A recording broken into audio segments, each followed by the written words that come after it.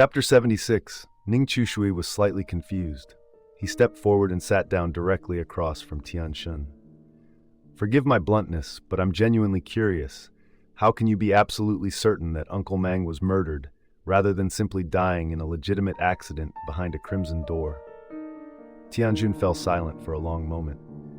Perhaps he didn't want to answer the question, or perhaps he was carefully organizing his thoughts. Ning Chushui didn't press him, simply waiting quietly for the teenager to speak. Finally, Tianjun spoke, because it was a low-difficulty crimson door. Uncle Mang possessed an incredibly powerful ghost artifact. With that artifact in his possession, it was practically impossible for him to die in such a low-level door. Furthermore, Uncle Mang and Uncle Yan were the absolute strongest members of our ghost dwelling. They had both reached their 9th crimson door. Without external, malicious interference, there is no way he would have failed a rookie-level door.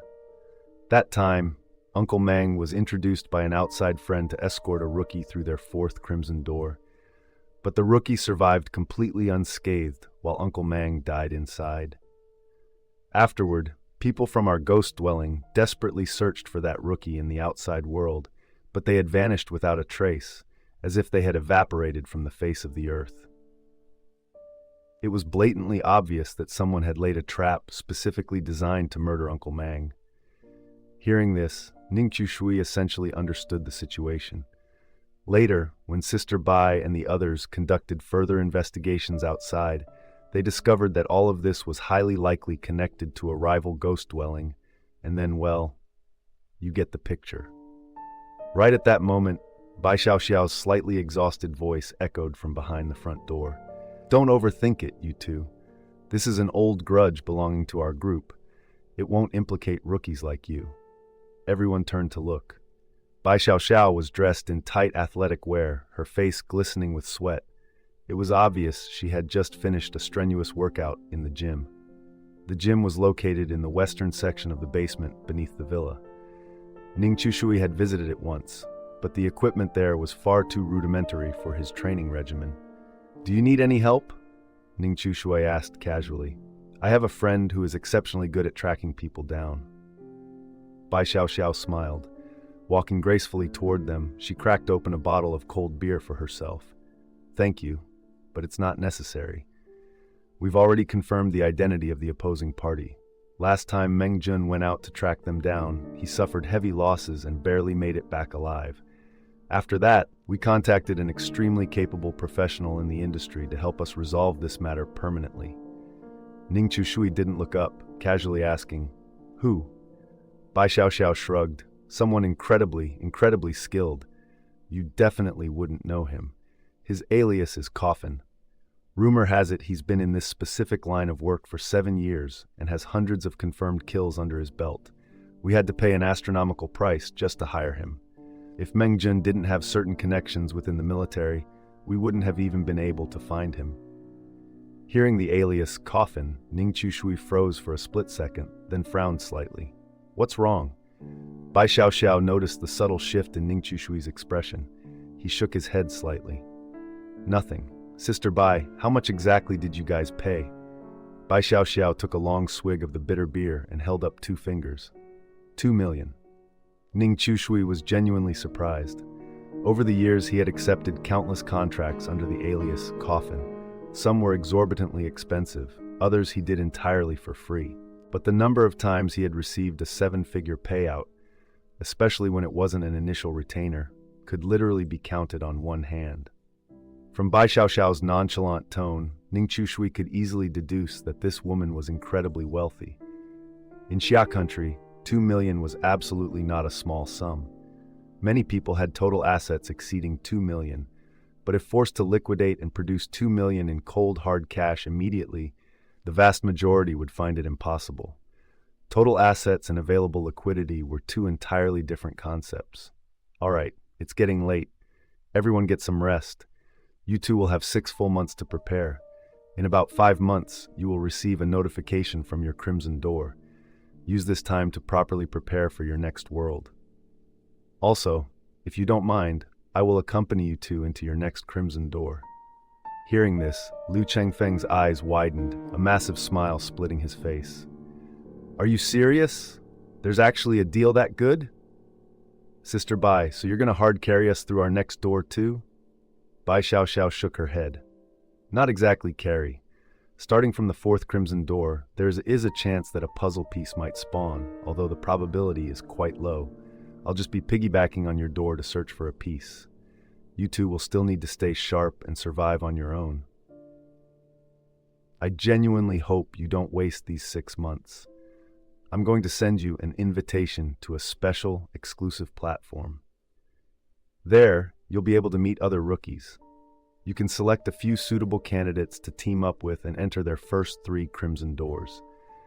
Not only will this help you thoroughly familiarize yourselves with the underlying survival mechanics of the crimson doors, but it will also be incredibly beneficial for you once you officially enter your own 4th door.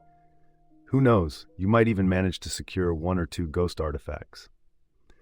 I'll explain the details to you two tomorrow. I'm going to take a shower first. Working out for that long left me completely drenched in sweat. With that, Bai Xiao downed the rest of her beer, turned, and headed upstairs. Do you guys want to play aeroplane chess? Tianshun, this absolute night owl, seemed to be brimming with boundless energy, winking mischievously at the 2 men. Ning Shui replied flatly, I don't know how to play, but Beardy here is an absolute grandmaster. Having said his piece, he stood up and walked away, leaving Lu Chengfeng standing there, utterly bewildered. Since when am I a grandmaster at aeroplane chess? Why the hell didn't I know about this? Lu Chengfeng muttered in profound confusion. The night passed. Because Lu Chengfeng and Tianshun had stayed up playing chess until the crack of dawn, they didn't wake up until noon the next day. After a quick wash and a rushed lunch, they found Bai Xiao sitting in the living room with her laptop. She motioned them over and guided them to a highly classified website. This website was incredibly unique. Ordinary people who hadn't been chosen by the mist-shrouded world absolutely could not access it. Even if an insider sent them a direct link, it would be useless. It was essentially an exclusive, encrypted communication platform designed specifically for the cursed inhabitants of the mist-shrouded world. After registering their personal profiles, the 2 men could freely access the site via their phones or computers. Seeing the total number of active users currently online, both men were utterly astounded. There were tens of thousands of people who had been chosen by the mist-shrouded world. Initially, they had assumed this apocalyptic curse was confined solely to Xia country. But looking at the forums, they realized that people from all across the globe were being dragged into this hellish mist-shrouded nightmare. On this platform, every single post was subjected to rigorous verification and moderation. Veterans could not pose as rookies to scam or manipulate others. Everyone's identity parameters were strictly authenticated. Rookies frequently posted desperate pleas for help, covering a wide variety of horrifying scenarios, and there was never a shortage of these desperate pleas. The reason was brutally simple. People died in the mist-shrouded world far too quickly. Very few individuals ever survived past their 6th crimson door. The mortality rate within the first 3 doors was already staggering.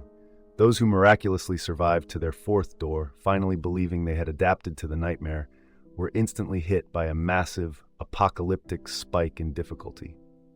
Ning Shui and Lu Chengfeng now intimately understood the lethal difficulty spike of doors beyond the 3rd.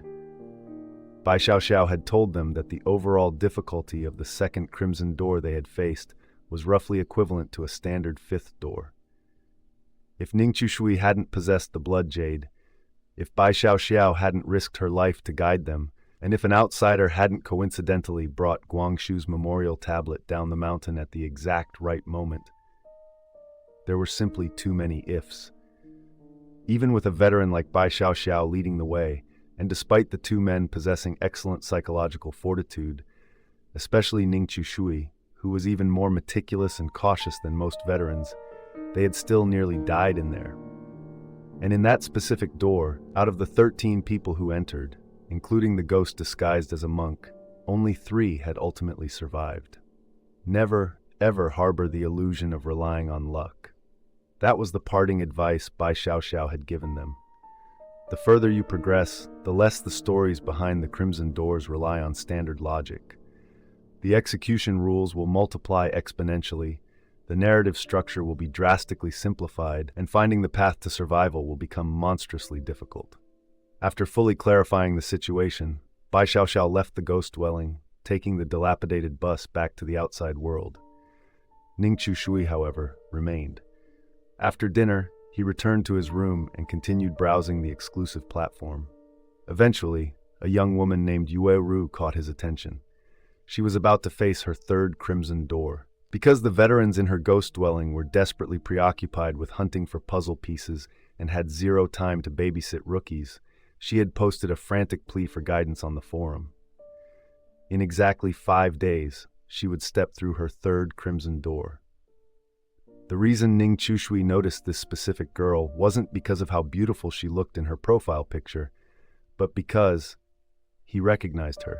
She was the daughter of a wealthy businessman. Speaking of which, the two of them actually shared a bit of history. 3 years ago, Ning Chushui had murdered her parents. She became an orphan, and Ning Chushui was the one who executed the contract. The only reason this girl was still alive was that she had been studying abroad at the time, completely insulated from and uninvolved in her parents' massive drug trafficking syndicate. Naturally, Yueru didn't recognize Ning Chushui, nor did anyone in the criminal underworld know that he was the one who had eliminated her parents. The entire truth had been permanently buried amidst the chaotic, bloody war between the military and the drug cartel at the time.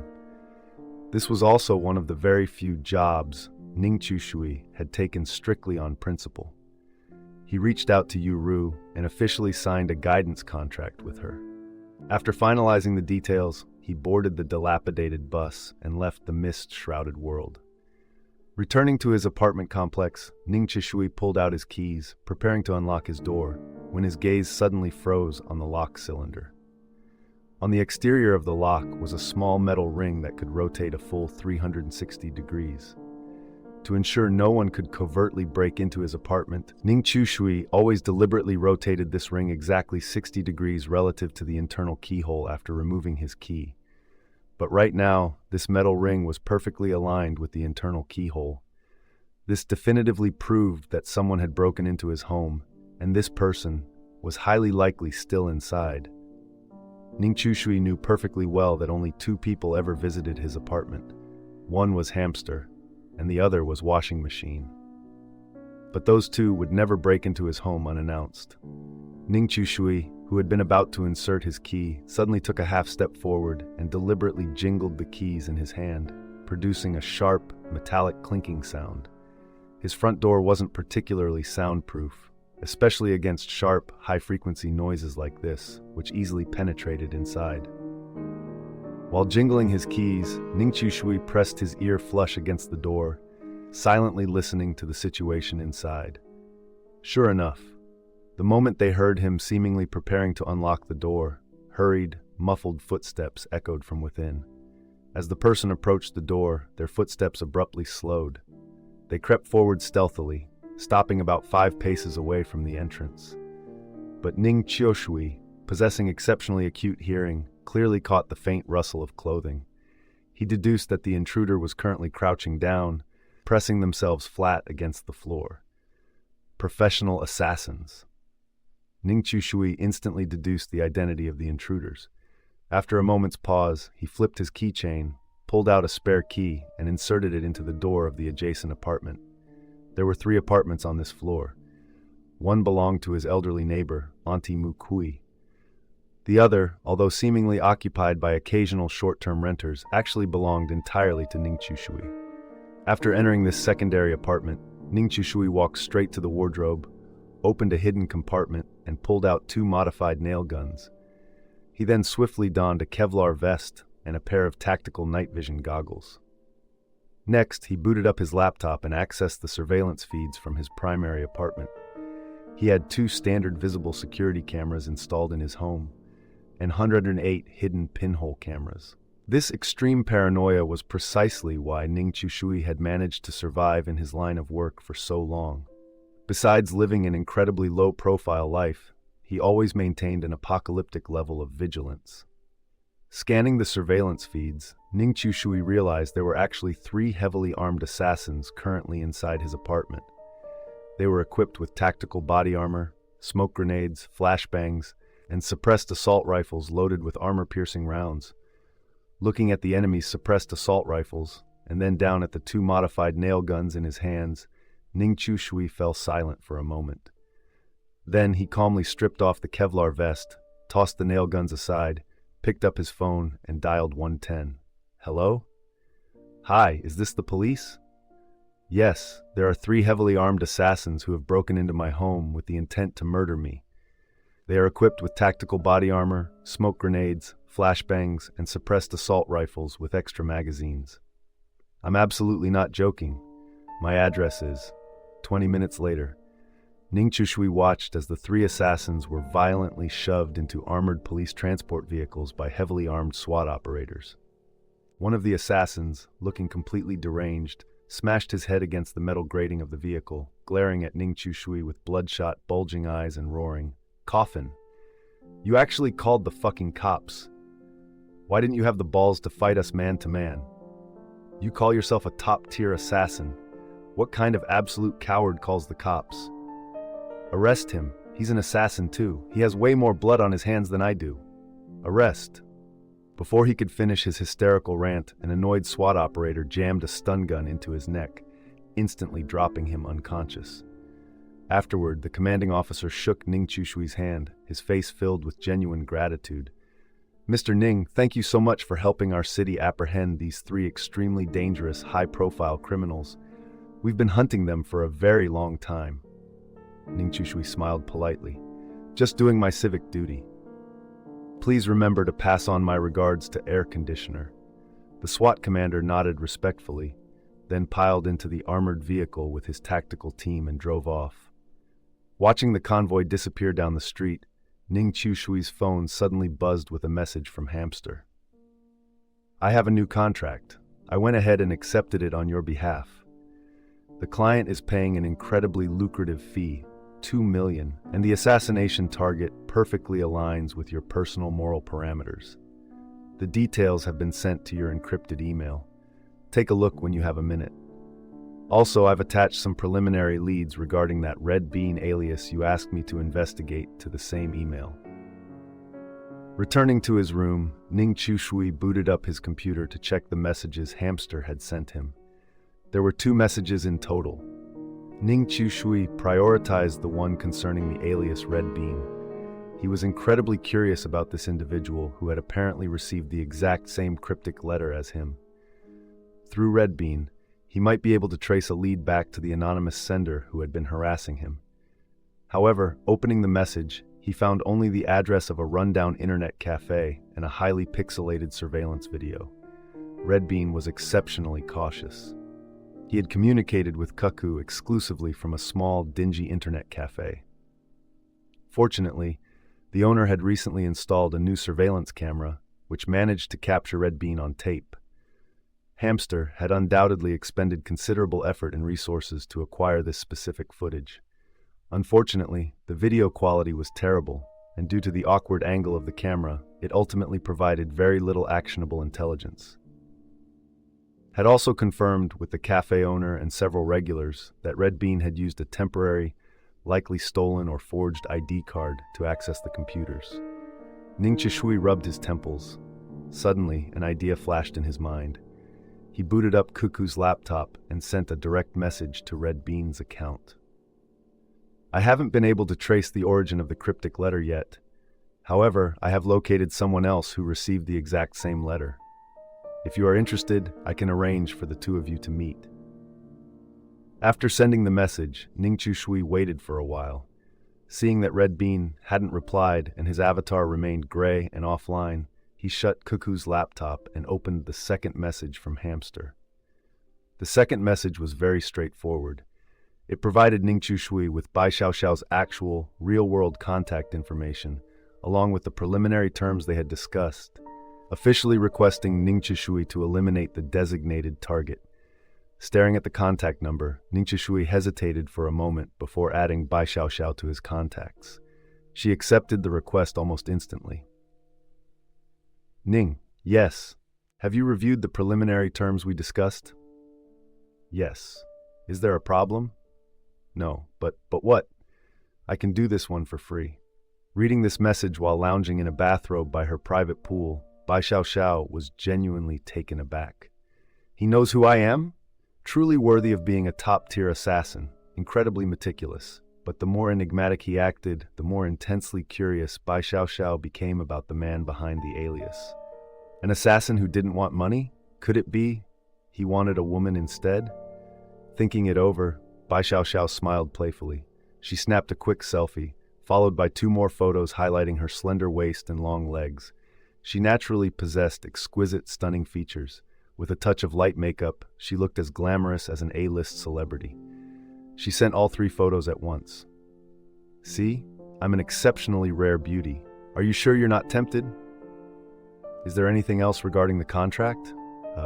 No. Goodbye. The brief, bizarre conversation ended right there.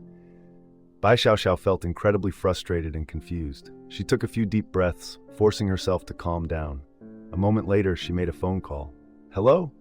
Yes, I'm the client who hired you previously, Mountain Ghost. Didn't you tell me that Coffin was easy to talk to? Yes, he absolutely refuses to meet with me in person.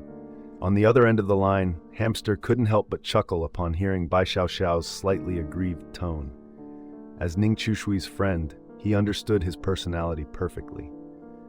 Ning Chushui wasn't a typical, run-of-the-mill hitman. He was an operative affiliated with Xia country's highly classified, clandestine organization, Shidagarba. Even Hamster knew very little about the true depths of this organization.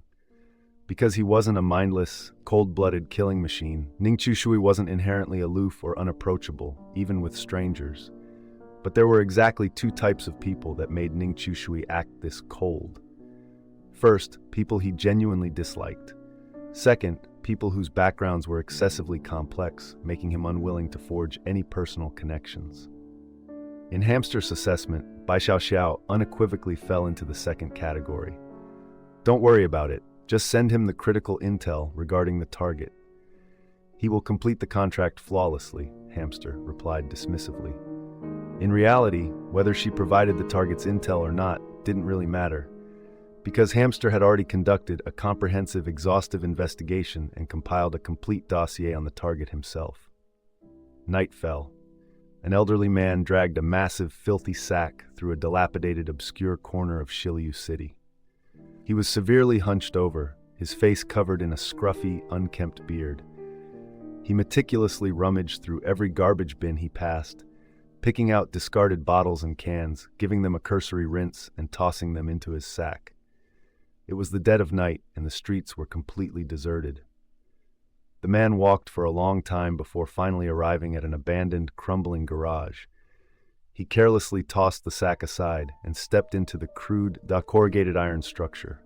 The very instant he stepped inside, his entire demeanor and posture underwent a drastic, terrifying transformation. His hunched back straightened with military precision. He swiftly and methodically shaved off the scruffy fake beard.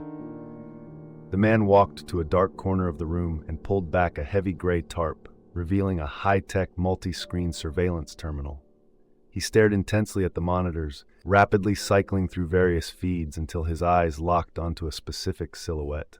It was a person who didn't appear to be actively tailing him, yet somehow managed to perfectly and coincidentally appear within the blind spots of every single surveillance node he had set up. The man's face drained of color. He frantically pulled out a burner phone and fired off a short, desperate text to an encrypted number. "Help me."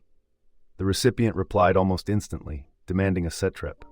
The man was just about to type out a response when the corrugated iron door behind him suddenly swung open.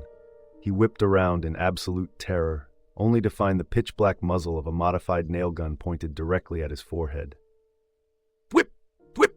Whip! 3 heavy steel nails were driven cleanly and silently straight into his skull. The man's body convulsed violently before collapsing heavily onto the concrete floor, instantly dead. Ning Chushui lowered the nail gun, staring coldly at the corpse for a moment before stepping over to the surveillance terminal. He rapidly manipulated the controls, wiping the recent data. Then, he He picked up the dead man's burner phone and began the meticulous process of sanitizing the scene. Having worked in this lethal industry for years, Ning Chu understood perfectly well that in the vast majority of cases, pulling the trigger was actually the easiest part of the job. How to infiltrate the target's perimeter completely undetected, and how to flawlessly erase every single trace of your existence after the kill, those were the true hallmarks of a master. A top-tier assassin wasn't defined by possessing the most advanced weaponry or boasting invincible combat skills. They were defined by the absolute encyclopedic depth of their intel database and the flawless, airtight execution of their operations. Ning Chu had repeated this precise sanitization process countless times. Adapting instantly to various chaotic scenarios, he knew exactly what needed to be done. Finally, he snapped a clear verification photo of the corpse, turned around, and melted seamlessly back into the unforgiving darkness of the night. The next morning, just as she woke up on her plush, luxurious bed, Bai Xiao saw the message from Coffin. The person she wanted dead had been dealt with. The corpse had been expertly dismembered. The severed head was currently preserved in a designated cold storage facility. The rest of the body parts had been run through an industrial meat grinder, the bones completely dissolved in concentrated acid. Finally, the resulting meat slurry had been flushed down the sewer system, and the acid poured into the river. If Bai Xiao required it, the severed head could be securely delivered to her. Bai Xiao stared intently at the verification video Coffin had attached. After a long moment of silence, she replied, "Send me the address. I will retrieve the head myself. I need to personally verify this person's identity." Seeing this message, Ning Chu didn't waste words, directly sending Bai Xiao a set of coordinates. In truth, he had fully anticipated she would make this exact request, so he had already placed the severed head, packed in a cooler with ice packs, at a dead drop location. In his previous message, he had simply claimed it was in cold storage for operational security. If Bai Xiao didn't show up to retrieve the head within a set time frame, a designated cleaner would collect it and dispose of it permanently. Having completely wrapped up the contract, Ning Chu finally got a solid, restful sleep. When he woke up, Hamster had already successfully identified the assassins who had tried to murder him the night before. These assassins belonged to a syndicate known as Half Mountain. The exact motive for the hit remained unclear, but it absolutely wasn't born out of personal vengeance or defending the syndicate's honor. Hamster discovered that these three specific assassins had recently received a massive, untraceable wire transfer into their offshore accounts, and they hadn't accepted a single other contract besides the hit on Ning Chu. Someone was dead set on eliminating him. Ning Chu frowned deeply. He was notoriously meticulous and paranoid in his line of work. Theoretically, his true identity should be absolutely bulletproof, but it didn't matter. He still had plenty of time to smoke out the mastermind pulling Half Mountain's strings and have a very clear final conversation with them. While he was lost in thought, a sudden knock echoed from his front door. "Your mail." The courier was a middle-aged man. He uttered those two words flatly, then immediately turned and left. This was an incredibly bizarre interaction. So bizarre, in fact, that Ning Chu froze in surprise for a few seconds. The courier outside seemed absolutely certain that Ning Chu was currently inside the apartment. After a moment of silence, he walked to the door, peered through the peephole to ensure the hallway was clear, and cautiously opened the door. An envelope wedged into the doorframe fluttered to the floor. Seeing this envelope, Ning Chu's mind went completely blank for a split second. His front door was a heavy-duty, reinforced security door. How the hell could someone slide an envelope through the virtually non-existent gap from the outside? Snatching up the letter, Ning Chu instantly sprinted out the door in pursuit. "Stop right there!" He roared down the hallway, but by the time he bolted down the stairs, the middle-aged courier had completely vanished. Ning Chu stood at the bottom of the stairwell, scanning the surroundings for a long time. Finally, he let out a heavy sigh. Looking down at the familiar envelope in his hand, Ning Chu's fingers trembled slightly. The third letter had arrived. He ripped the envelope open. This time, there was no photograph. There was only a single cryptic line of text. Beware the iris. Staring at those 3 words, Ning Shui frowned deeply. Iris? The flower? What did that mean? He immediately contacted Hamster to dig up any esoteric or underworld connections to the iris flower, but ultimately Hamster couldn't provide any concrete, actionable answers. Could this iris be connected to the mist-shrouded world and the crimson doors? Ning Shui recalled the contents of the previous 2 cryptic letters. Both were intimately connected to his experiences behind the crimson doors. It seemed highly probable that this iris was a direct warning regarding his next crimson door. The only question was whether it referred to his own upcoming 4th door, or the 3rd door he was about to enter with Yue Ru. Ning Shui meticulously examined the new letter again, and suddenly a glaring anomaly caught his eye. He immediately rushed back into his apartment and pulled out the previous 2 cryptic letters from his secure safe. Comparing the handwriting across all 3 letters side by side, Ning Shui's frown deepened into a harsh scowl. He noticed that the handwriting on the 3rd letter was noticeably erratic and rushed. The person sending him these letters seemed incredibly pressed for time when writing this one. Why would they be in such a frantic rush? Because an external factor was relentlessly bearing down on them, and in 99% of cases, that factor was time. It was exactly like a student taking a critical exam. The handwriting at the beginning is neat and meticulous, but as the clock winds down and panic sets in, the writing inevitably becomes a frantic, illegible scrawl. Comparing the addresses written on the 3 envelopes made it painfully obvious the person sending him these warnings was running out of time. Are they dying, or are they trapped in an impossibly lethal situation? A vague, suffocating sense of impending danger coiled in Ning Shui's gut. This only solidified his absolute resolve to track this person down as quickly as possible. As for Bai Xiaoxiao, to Ning Shui's genuine surprise, after personally verifying the severed head, she still wired him the full payment.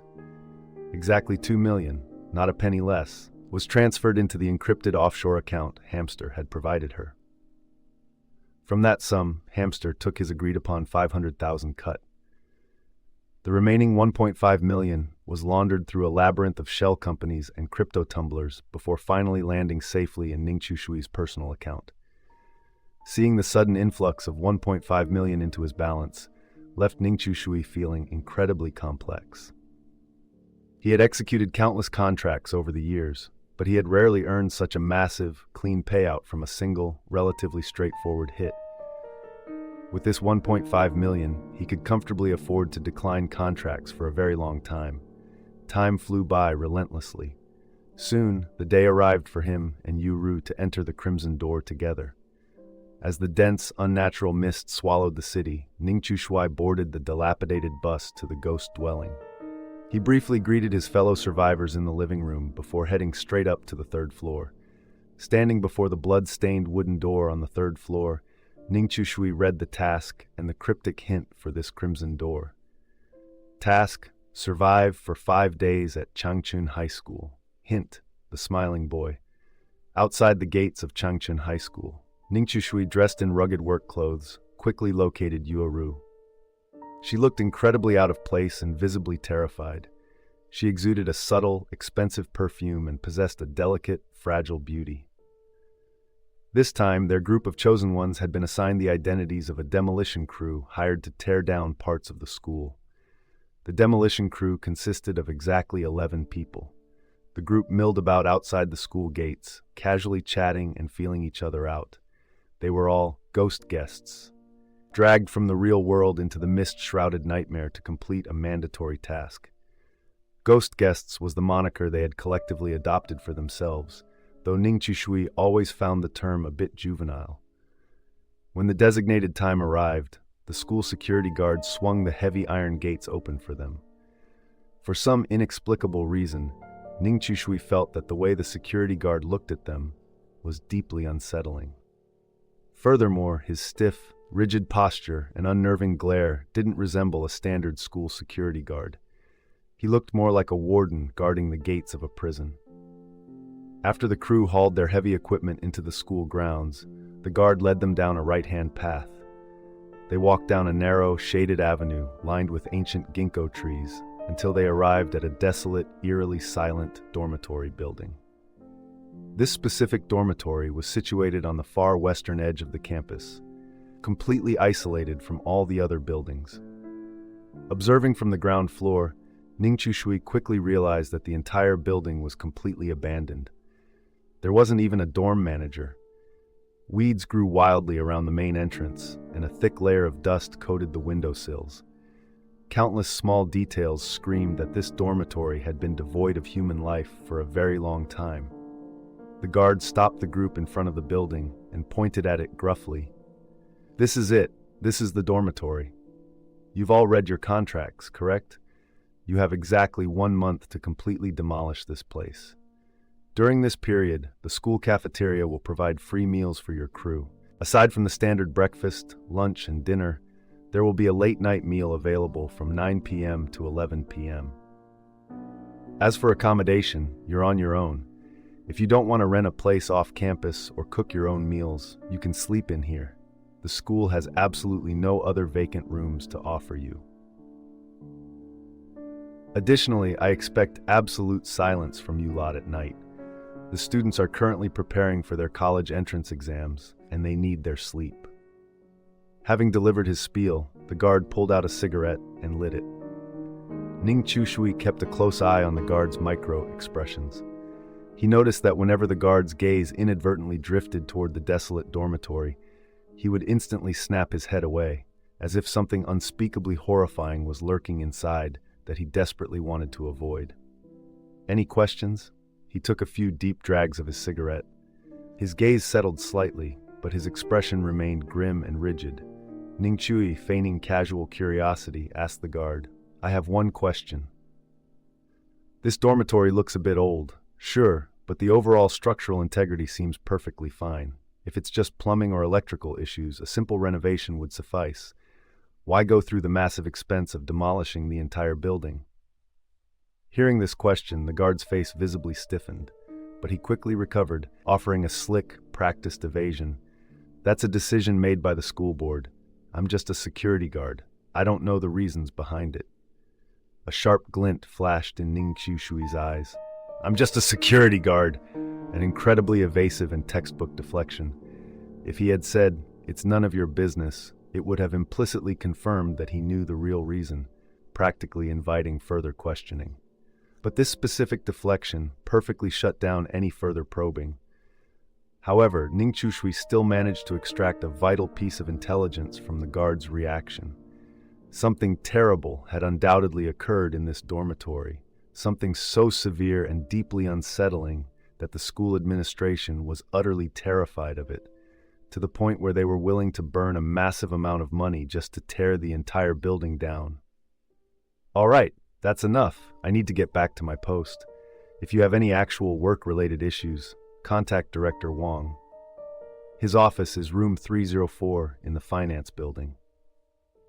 With that, the guard flicked his half-smoked cigarette onto the ground, violently crushed it under his heel, and hurriedly walked away. The group watched the guards retreating back, a heavy sense of unease settling over them. As long as you weren't completely brain dead, it was painfully obvious the guard was hiding something horrific from them. After the guard disappeared from sight, one of the veterans in the group took the lead and stepped toward the abandoned dormitory. "Let's go. Let's head inside and take a look. Standing out here won't accomplish anything." With someone taking the initiative, the others slowly followed, filing into the desolate, dust-choked building.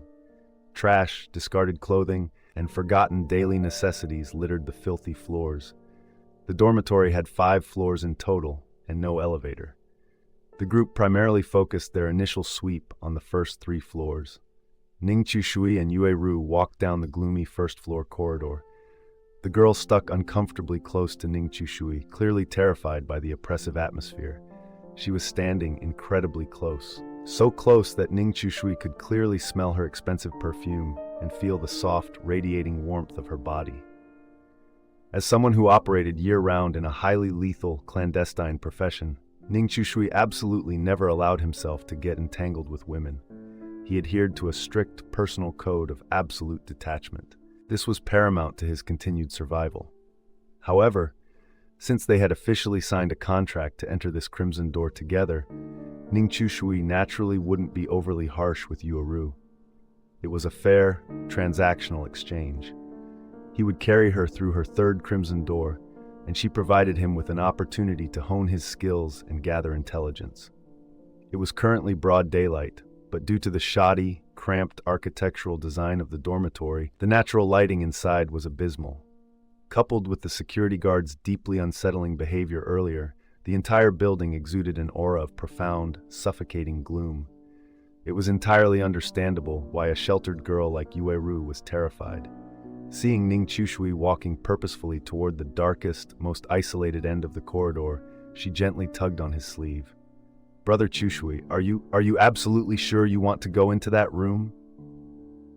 It looks incredibly dark in there." Ning Chushui glanced down at the blood jade in his pocket, which was currently emitting a very faint, pulsing glow. He offered a polite smile. "It's fine. We need to check it out. If you're too scared, you can wait for me outside the dormitory." Anyone who truly knew Ning Chushui would recognize that the smile on his face right now was purely superficial and transactional. He didn't care what this girl named Yueru did, as long as she didn't actively create more problems for him. Sensing the unwavering resolve in Ning Chushui's voice, Yueru gritted her teeth and shook her head. "I'll go with you. If something happens, we can at least support each other. It's too dangerous for you to go in there alone." She followed Ning Chushui to the very last room at the end of the hall. The reason they had chosen this specific room was that every other door on the floor was wide open. This was the only one that was tightly shut. Since there were currently 11 people scattered across the first 3 floors, averaging 3 or 4 people per floor, the group wasn't paralyzed by fear yet. They were actively mapping out their immediate environment. After all, barring any unforeseen catastrophic events, they were going to be sleeping in this hellhole for the next 5 days. Ning Chushui grasped the unnervingly cold door handle. As he twisted it, the door swung open smoothly. However, the scene inside looked completely identical to every other abandoned dorm room they had passed. Perhaps a student had simply closed the door when they moved out, or maybe the wind had blown it shut. Ning Chushui felt a flicker of disappointment, but he still stepped into the room, meticulously scanning every inch for potential clues. After all, they still had absolutely no idea what the cryptic crimson door hint, the smiling boy, actually meant.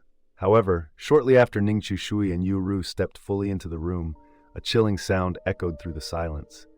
They clearly heard the muffled, unmistakable giggling of a young boy. "Hey."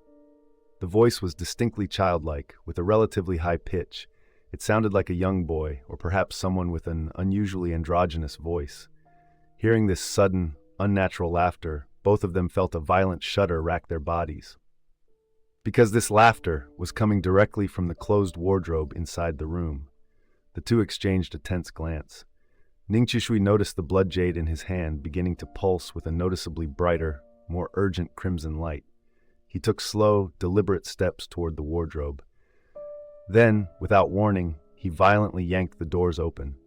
Seeing the scene inside the wardrobe, both of them froze in stunned bewilderment, because it was completely, utterly empty. But in the very next second, that eerie, ghostly giggling echoed through the room once again.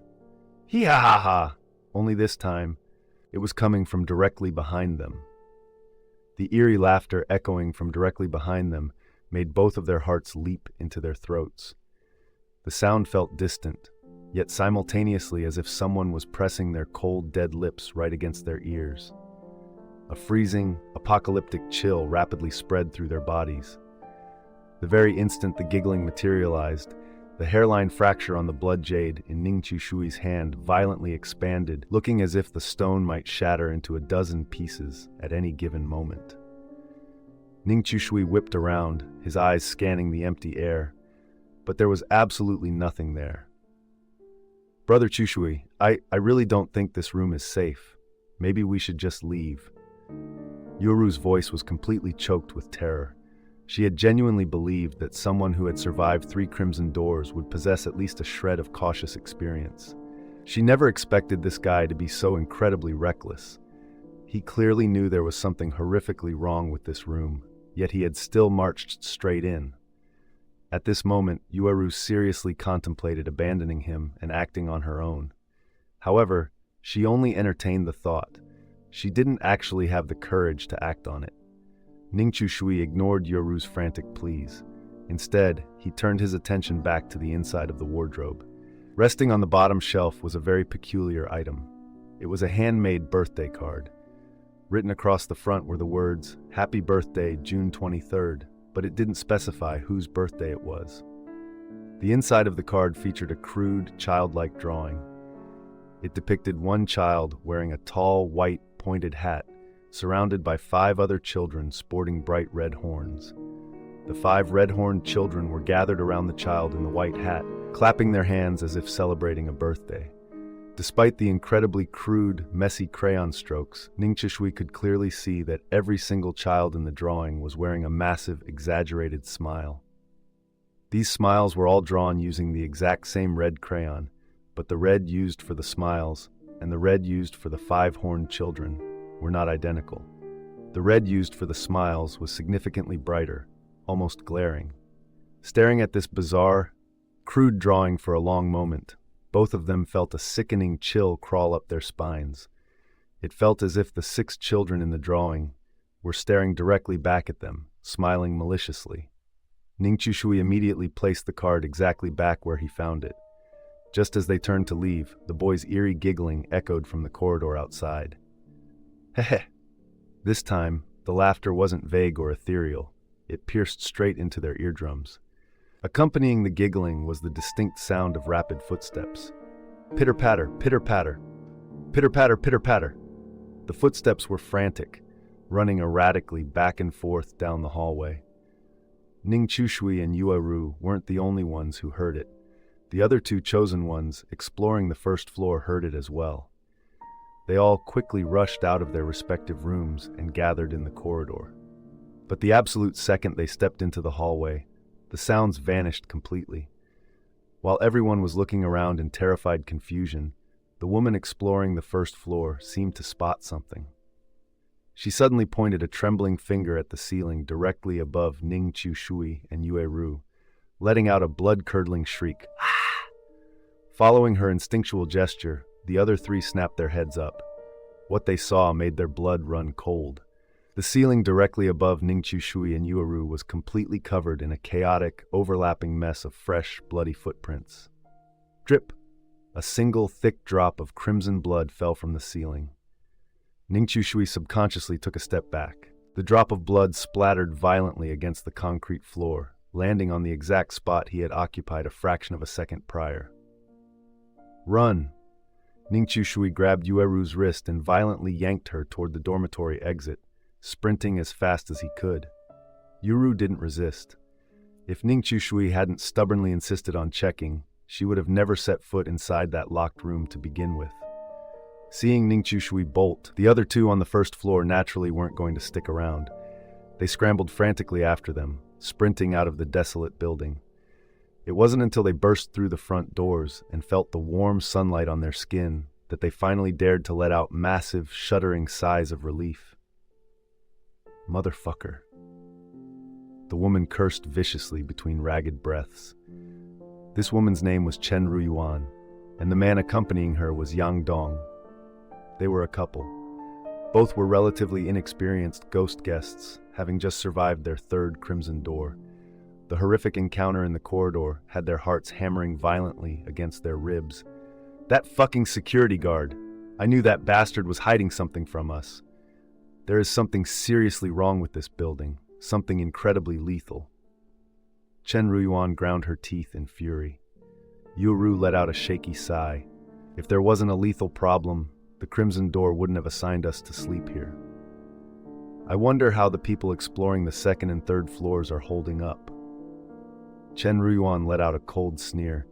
You actually have the free time to worry about them? You'd be better off figuring out where the hell we're going to sleep tonight. Even though the guard casually mentioned we could find lodging off campus, our task parameters explicitly forbid that. Chen Ruyuan was deeply frustrated, feeling completely cornered. Their mandatory task was to survive inside the school for 5 days. which meant that for the next 5 days, leaving the campus grounds was absolutely prohibited. And the guard had made it crystal clear, there were no other vacant rooms available for them anywhere else in the school. Therefore, they were left with two incredibly grim choices. Either they slept inside this haunted, abandoned dormitory, or they slept outside in the woods at night. Neither option seemed remotely survivable. The four of them stood outside in the sunlight for a while. Soon after, the chosen ones exploring the second and third floors burst out of the dormitory, their faces deathly pale and completely drained of color. It seemed they had encountered horrific anomalies as well. Fortunately, it appeared none of them had accidentally triggered a fatal execution rule, as everyone had managed to escape the building alive. However, no one could deny the brutal, terrifying reality staring them in the face. There was a vengeful wraith actively hunting inside this building. Fuck this. A tall, heavily overweight man spat viciously into the nearby weeds, his eyes wide with lingering terror. This goddamn building, anyone who wants to sleep in there can be my guest. I, Longfan, am absolutely never stepping foot in that hellhole again. He was clearly deeply traumatized by whatever he had just witnessed inside, his fat face practically dripping with cold sweat. But before he could finish his rant, he was brutally cut off by Chen Ruyuan's mocking sneer. Give it a rest. When we all ran out here just now, we felt exactly the same way you do. We all wanted to stay as far away from this place as possible. But let me ask you a simple question. If we don't sleep here tonight, where exactly are we going to sleep? The fat man's eyes bulged. He opened his mouth to snap back at Chen Ruyuan, but no words came out. The group plunged into a heavy, oppressive silence. About a minute and a half later, Ning Chushui finally spoke up. Don't panic just yet. We are all standing here alive, which means nobody managed to trigger the Wraith's execution rule. This indirectly proves that triggering the lethal rule isn't entirely effortless. After all, there were 11 of us wandering around inside just now. Furthermore, the Crimson Door provided us with a specific hint, the Smiling Boy. I strongly suspect this hint is directly tied to the Wraith haunting the dormitory. Perhaps the students here can provide us with some critical leads. The group exchanged glances, quickly grasping Ning Chushui's logic. We still have plenty of time before nightfall. We should split up, grab something to eat at the cafeteria first, and then discreetly question the students about anything related to the Smiling Boy. Since there was still plenty of time before dinner, Ning Chushui and Yuru decided to stroll around the campus grounds. Along the way, they stopped several passing students to ask about the cryptic phrase, the Smiling Boy. However, the moment the students heard those words, their faces would instantly drain of color, and they would practically run away without uttering a single syllable. They tried this approach several times, always with the exact same terrifying result. It seemed that within this school, the Smiling Boy was an absolute paralyzing taboo. After 7 or 8 consecutive failures, Ning Chushui realized that continuing this direct approach was utterly futile. They needed to employ slightly more aggressive tactics. Seeing that classes were about to dismiss for the day, the two decided to rest in a small pavilion nearby. The sun slowly began its descent toward the western horizon. Yueru sat directly across from Ning Chushui, watching the students and faculty occasionally walk past. She asked softly, "Brother Chushui, have you noticed anything strange?" Ning Chushui, who had been deep in thought, was slightly jolted by her question. He looked up and replied calmly, "Yes. Since we entered the school grounds this afternoon, practically every single student and teacher we've seen looks incredibly tense. Their expressions are universally grim. Initially, I thought it might be the crushing pressure of the upcoming college entrance exams. But thinking it over, the entire student body doesn't consist solely of seniors. Statistically, seniors only make up about a third of the school. It's impossible for every single person here to be stressed about the exams. Therefore, their collective, suffocating tension is definitely caused by something else entirely." Pausing for a moment, Ning Chushui delivered his conclusion. "It's highly likely they are acting this way because of the Smiling Boy." Yuru nodded in agreement. She leaned in slightly closer, lowering her voice to a frightened whisper. "Brother Chushui, back at the dormitory, I actually saw something else. A sharp glint flashed in Ning Chushui's eyes. Because of the stifling heat, a fine layer of sweat glistened on Yuru's pale, slender neck. As she leaned in, that subtle, expensive perfume drifted into his senses once again. What did you see? Yuru didn't seem to mind Ning Chushui's scrutinizing gaze. She glanced nervously around the pavilion before whispering. Earlier, when everyone was sprinting out of the dormitory, I glanced up. On the balcony of the middle room on the third floor, I saw a young boy with a deathly pale face standing behind the glass door, looking down at us and smiling. Recalling that horrifying image, Yuru couldn't suppress a violent shudder. His smile was incredibly grotesque. It looked as if he didn't actually want to smile, but his facial muscles were being forcibly, unnaturally stretched to their absolute limits. Yueru trembled uncontrollably, fully consumed by the apocalyptic memory. Earlier, surrounded by the rest of the group outside in the sunlight, she hadn't felt the true weight of that terror. But now, actively recalling it, she felt a freezing, paralyzing chill shoot straight down her spine. Because in her memory, the other members of their group were completely blurred out, like indistinct, irrelevant mannequins. Therefore, in her terrifying recollection, it felt as if that grotesque boy behind the glass had been smiling exclusively at her. Ning Chushui placed his warm hands firmly on her trembling shoulders. Stop thinking about it. The task gives us 5 full days to survive. This strongly implies that the trigger conditions for the Wraith's execution rules are not easily met. We still have the rest of today to continue our investigation. Yoru took a deep, shuddering breath, desperately trying to suppress the primal terror clawing at her heart, and nodded weakly.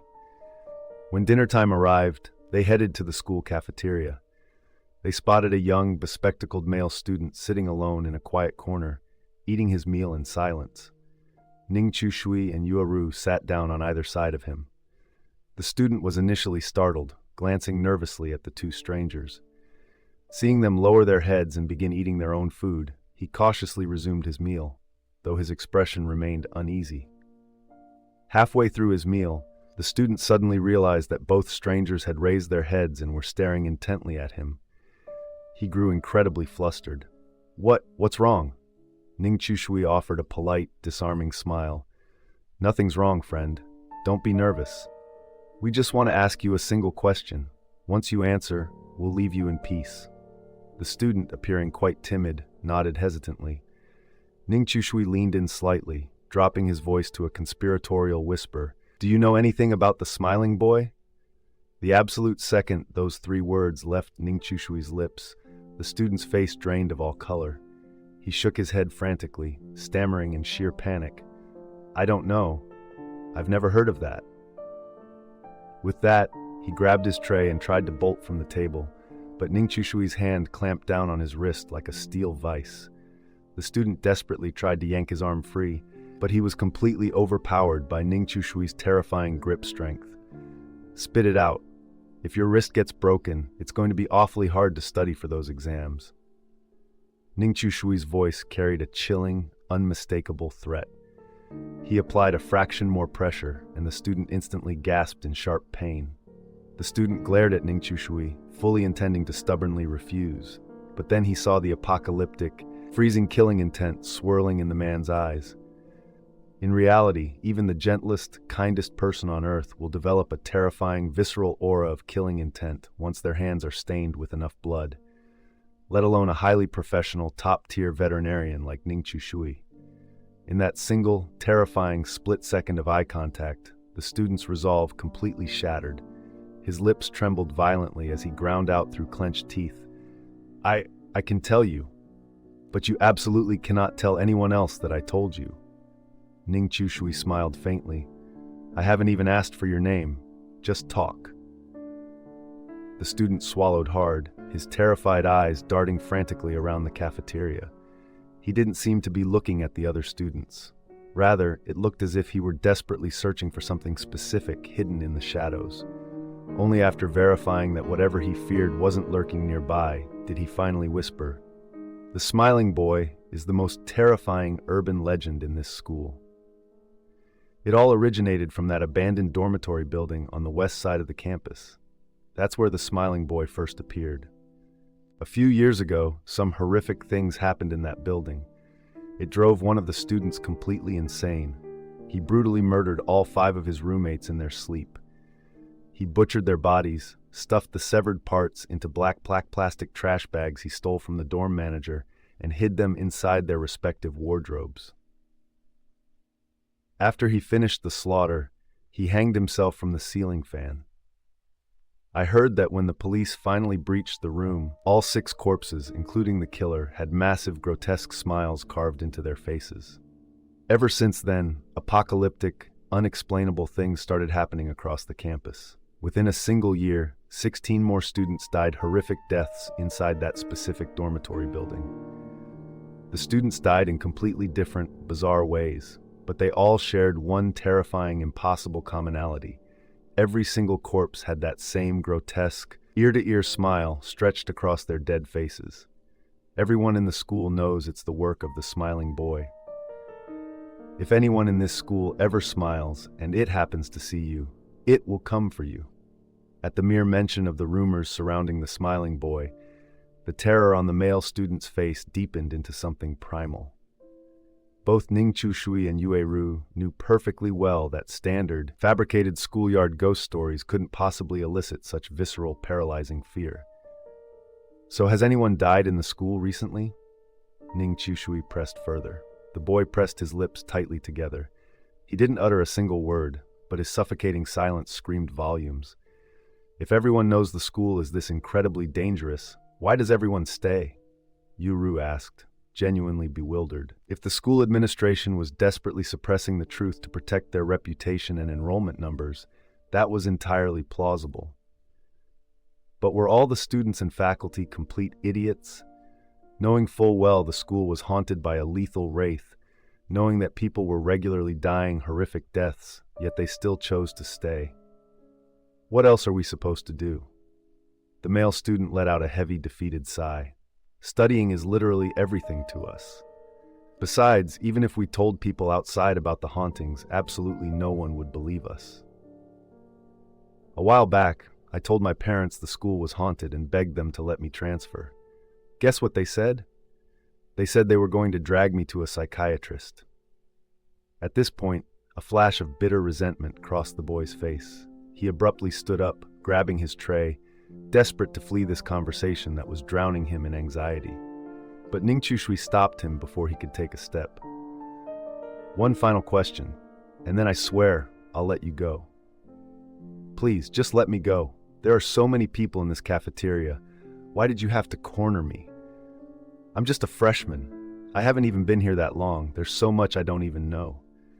Ning Chu-shui stared directly into his panicked eyes and asked, "That abandoned dormitory building on the west side of the campus, the one where the original massacre happened, which specific room did the killer and the victims live in?" A profound flicker of dread flashed in the boy's eyes. It was painfully obvious he absolutely did not want to discuss this specific detail with Ning Chu-shui, but the man's grip remained like iron.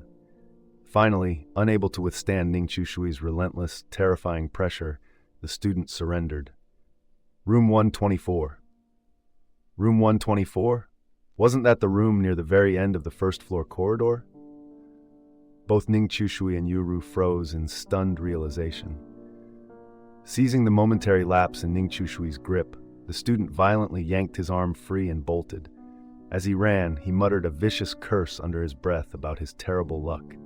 Naturally, the two didn't hear it, and even if they had, they wouldn't have cared in the slightest.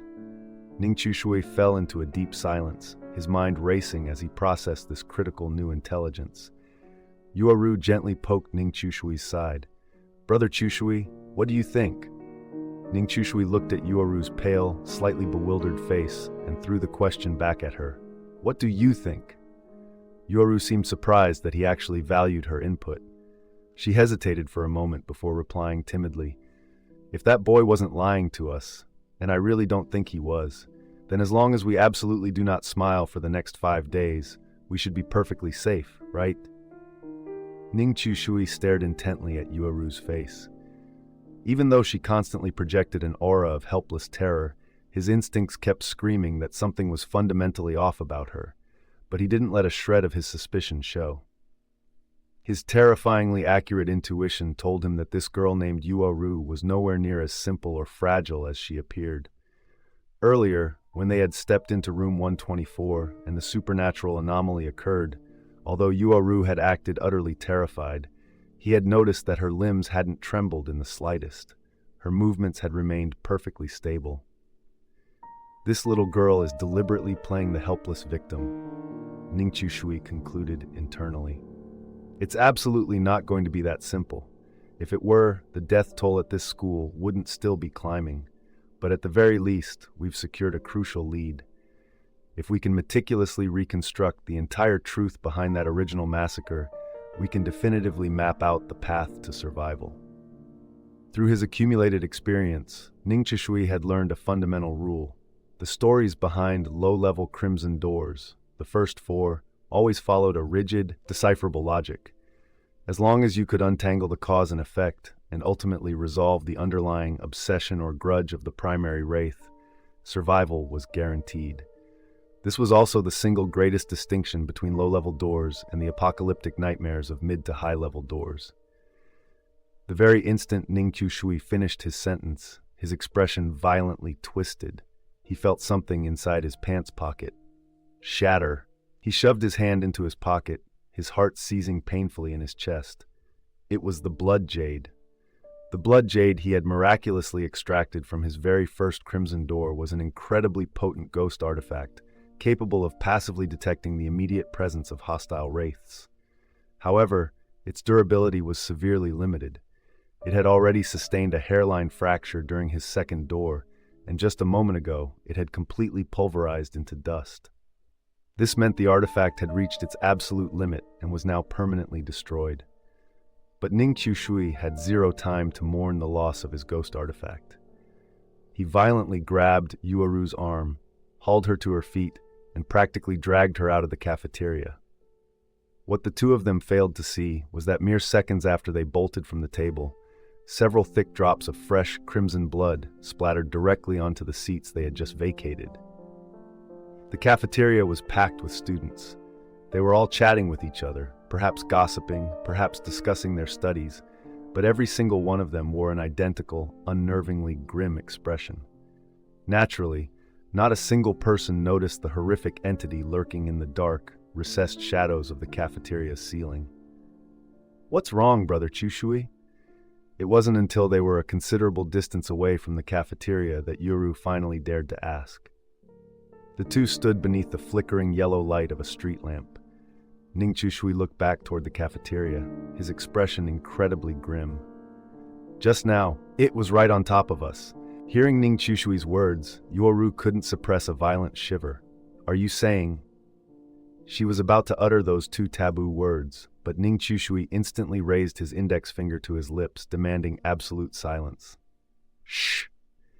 Yoru instantly understood and clamped her mouth shut. "We currently don't know for certain if merely speaking its name or discussing the rumors is one of the trigger conditions for its execution rule. It is absolutely imperative that we remain as cautious as possible. It's getting dark. Let's head back to the dormitory for now. Tomorrow, we need to infiltrate the school library or the archives to dig up more concrete intelligence." Yuru nodded meekly. Having barely survived 2 previous Crimson Doors, she intimately understood a universal, terrifying truth. The moment night falls, the world behind the Crimson Doors becomes exponentially more lethal. Across the campus, the streetlights gradually flickered on. The number of living people walking the grounds began to decrease at a visible, alarming rate. The two hurriedly made their way back to the desolate clearing in front of the abandoned Western dormitory. 4 other chosen ones were already standing there, but they hadn't dared to step inside. It was painfully obvious that after the terrifying anomalies they had witnessed during the day, everyone was deeply apprehensive and conflicted about entering the building. No one had any idea what unspeakable horrors might be waiting for them once they crossed that threshold. "The others haven't returned yet?" Ning Shui asked. The 4 shook their heads. Ning Shui checked his watch. "We'll wait out here for another half hour. If they still haven't returned by then, we're heading inside to rest." Hearing that they were actually going to sleep inside this haunted, cursed building tonight, a tall, burly man looked incredibly anxious, stammering, Are we really going to sleep in there tonight?" He spoke while staring fearfully at the pitch-black silhouette of the dormitory. During the day, it was somewhat tolerable. The oppressive gloom was partially dispersed by the warm sunlight. But now that night had fallen. The countless pitch-black windows looked like the gaping maws of colossal, unseen monsters, waiting to swallow them whole. From where they stood, they could faintly see a glowing green emergency exit sign illuminated on the first floor. The sign emitted a sickly, unstable green light. The frantic silhouette of the running man depicted on it seemed to be desperately screaming a warning, demanding they flee this building immediately. Chapter 83, Changchun High School, Rumors 2. At the mere mention of the rumors surrounding the smiling boy, the terror on the male student's face deepened into something primal. Both Ning Chushui and Yuoru knew perfectly well that standard, fabricated schoolyard ghost stories couldn't possibly elicit such visceral, paralyzing fear. "So, has anyone died in the school recently?" Ning Chushui pressed further. The boy pressed his lips tightly together. He didn't utter a single word, but his suffocating silence screamed volumes. "If everyone knows the school is this incredibly dangerous, why does everyone stay?" Yuru asked, genuinely bewildered.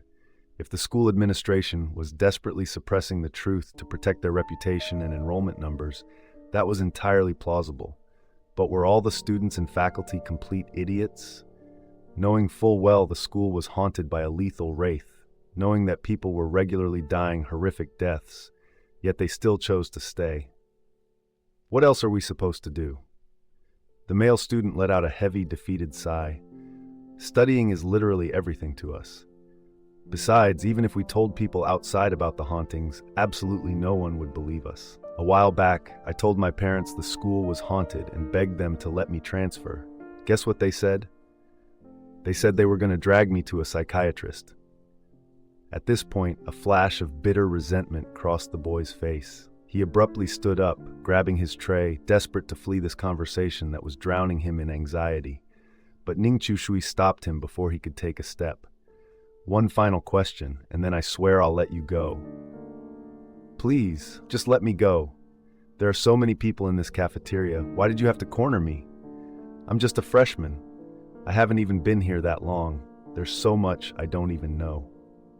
Ning Chushui stared directly into his panicked eyes and asked, "That abandoned dormitory building on the west side of the campus, the one where the original massacre happened, which specific room did the killer and the victims live in?" A profound flicker of dread flashed in the boy's eyes. It was painfully obvious he absolutely did not want to discuss this specific detail with Ning Chushui, but the man's grip remained like iron. Finally, unable to withstand Ning Chushui's relentless, terrifying pressure, the student surrendered. Room 124. Room 124? Wasn't that the room near the very end of the first floor corridor? Both Ning Chushui and Yuoru froze in stunned realization. Seizing the momentary lapse in Ning Chushui's grip, the student violently yanked his arm free and bolted. As he ran, he muttered a vicious curse under his breath about his terrible luck. Naturally, the two didn't hear it, and even if they had, they wouldn't have cared in the slightest. Ning Chushui fell into a deep silence, his mind racing as he processed this critical new intelligence. Yuoru gently poked Ning Chushui's side. "Brother Chushui, what do you think?" Ning Chushui looked at Yuoru's pale, slightly bewildered face and threw the question back at her. "What do you think?" Yuoru seemed surprised that he actually valued her input. She hesitated for a moment before replying timidly. "If that boy wasn't lying to us, and I really don't think he was, then as long as we absolutely do not smile for the next 5 days, we should be perfectly safe, right?" Ning Chushui stared intently at Yuoru's face. Even though she constantly projected an aura of helpless terror, his instincts kept screaming that something was fundamentally off about her. But he didn't let a shred of his suspicion show. His terrifyingly accurate intuition told him that this girl named Yuoru was nowhere near as simple or fragile as she appeared. Earlier, when they had stepped into room 124 and the supernatural anomaly occurred, although Yuoru had acted utterly terrified, He had noticed that her limbs hadn't trembled in the slightest. Her movements had remained perfectly stable. This little girl is deliberately playing the helpless victim, Ning Chushui concluded internally. It's absolutely not going to be that simple. If it were, the death toll at this school wouldn't still be climbing. But at the very least, we've secured a crucial lead. If we can meticulously reconstruct the entire truth behind that original massacre, we can definitively map out the path to survival. Through his accumulated experience, Ning Chushui had learned a fundamental rule. The stories behind low-level Crimson Doors, the first 4, always followed a rigid, decipherable logic. As long as you could untangle the cause and effect, and ultimately resolve the underlying obsession or grudge of the primary wraith, survival was guaranteed. This was also the single greatest distinction between low-level doors and the apocalyptic nightmares of mid to high-level doors. The very instant Ning Chushui finished his sentence, his expression violently twisted. He felt something inside his pants pocket. Shatter. He shoved his hand into his pocket, his heart seizing painfully in his chest. It was the blood jade. The blood jade he had miraculously extracted from his very first Crimson Door was an incredibly potent ghost artifact, capable of passively detecting the immediate presence of hostile wraiths. However, its durability was severely limited. It had already sustained a hairline fracture during his second door, and just a moment ago, it had completely pulverized into dust. This meant the artifact had reached its absolute limit and was now permanently destroyed. But Ning Chushui had zero time to mourn the loss of his ghost artifact. He violently grabbed Yueru's arm, hauled her to her feet, and practically dragged her out of the cafeteria. What the two of them failed to see was that mere seconds after they bolted from the table, several thick drops of fresh, crimson blood splattered directly onto the seats they had just vacated. The cafeteria was packed with students. They were all chatting with each other, perhaps gossiping, perhaps discussing their studies, but every single one of them wore an identical, unnervingly grim expression. Naturally, not a single person noticed the horrific entity lurking in the dark, recessed shadows of the cafeteria's ceiling. "What's wrong, Brother Chushui?" It wasn't until they were a considerable distance away from the cafeteria that Yueru finally dared to ask. The two stood beneath the flickering yellow light of a street lamp. Ning Chushui looked back toward the cafeteria, his expression incredibly grim. Just now, it was right on top of us. Hearing Ning Chushui's words, Yoru couldn't suppress a violent shiver. "Are you saying?" She was about to utter those two taboo words, but Ning Chushui instantly raised his index finger to his lips, demanding absolute silence. "Shh!" Yoru instantly understood and clamped her mouth shut. "We currently don't know for certain if merely speaking its name or discussing the rumors is one of the trigger conditions for its execution rule. It is absolutely imperative that we remain as cautious as possible. It's getting dark. Let's head back to the dormitory for now. Tomorrow, we need to infiltrate the school library or the archives to dig up more concrete intelligence." Yoru nodded meekly. Having barely survived 2 previous Crimson Doors, she intimately understood a universal, terrifying truth. The moment night falls, the world behind the Crimson Doors becomes exponentially more lethal. Across the campus, the streetlights gradually flickered on. The number of living people walking the grounds began to decrease at a visible, alarming rate. The two hurriedly made their way back to the desolate clearing in front of the abandoned western dormitory. 4 other chosen ones were already standing there, but they hadn't dared to step inside. It was painfully obvious that after the terrifying anomalies they had witnessed during the day, everyone was deeply apprehensive and conflicted about entering the building. No one had any idea what unspeakable horrors might be waiting for them once they crossed that threshold. "The others haven't returned yet?" Ning Chushui asked. The 4 shook their heads. Ning Chushui checked his watch. "We'll wait out here for another half hour. If they still haven't returned by then, we're heading inside to rest." Hearing that they were actually going to sleep inside this haunted, cursed building tonight, a tall, burly man looked incredibly anxious, stammering, Are we really going to sleep in there tonight?" He spoke while staring fearfully at the pitch-black silhouette of the dormitory. During the day, it was somewhat tolerable. the oppressive gloom was partially dispersed by the warm sunlight. But now that night had fallen, the countless pitch-black windows looked like the gaping maws of colossal unseen monsters, waiting to swallow them whole.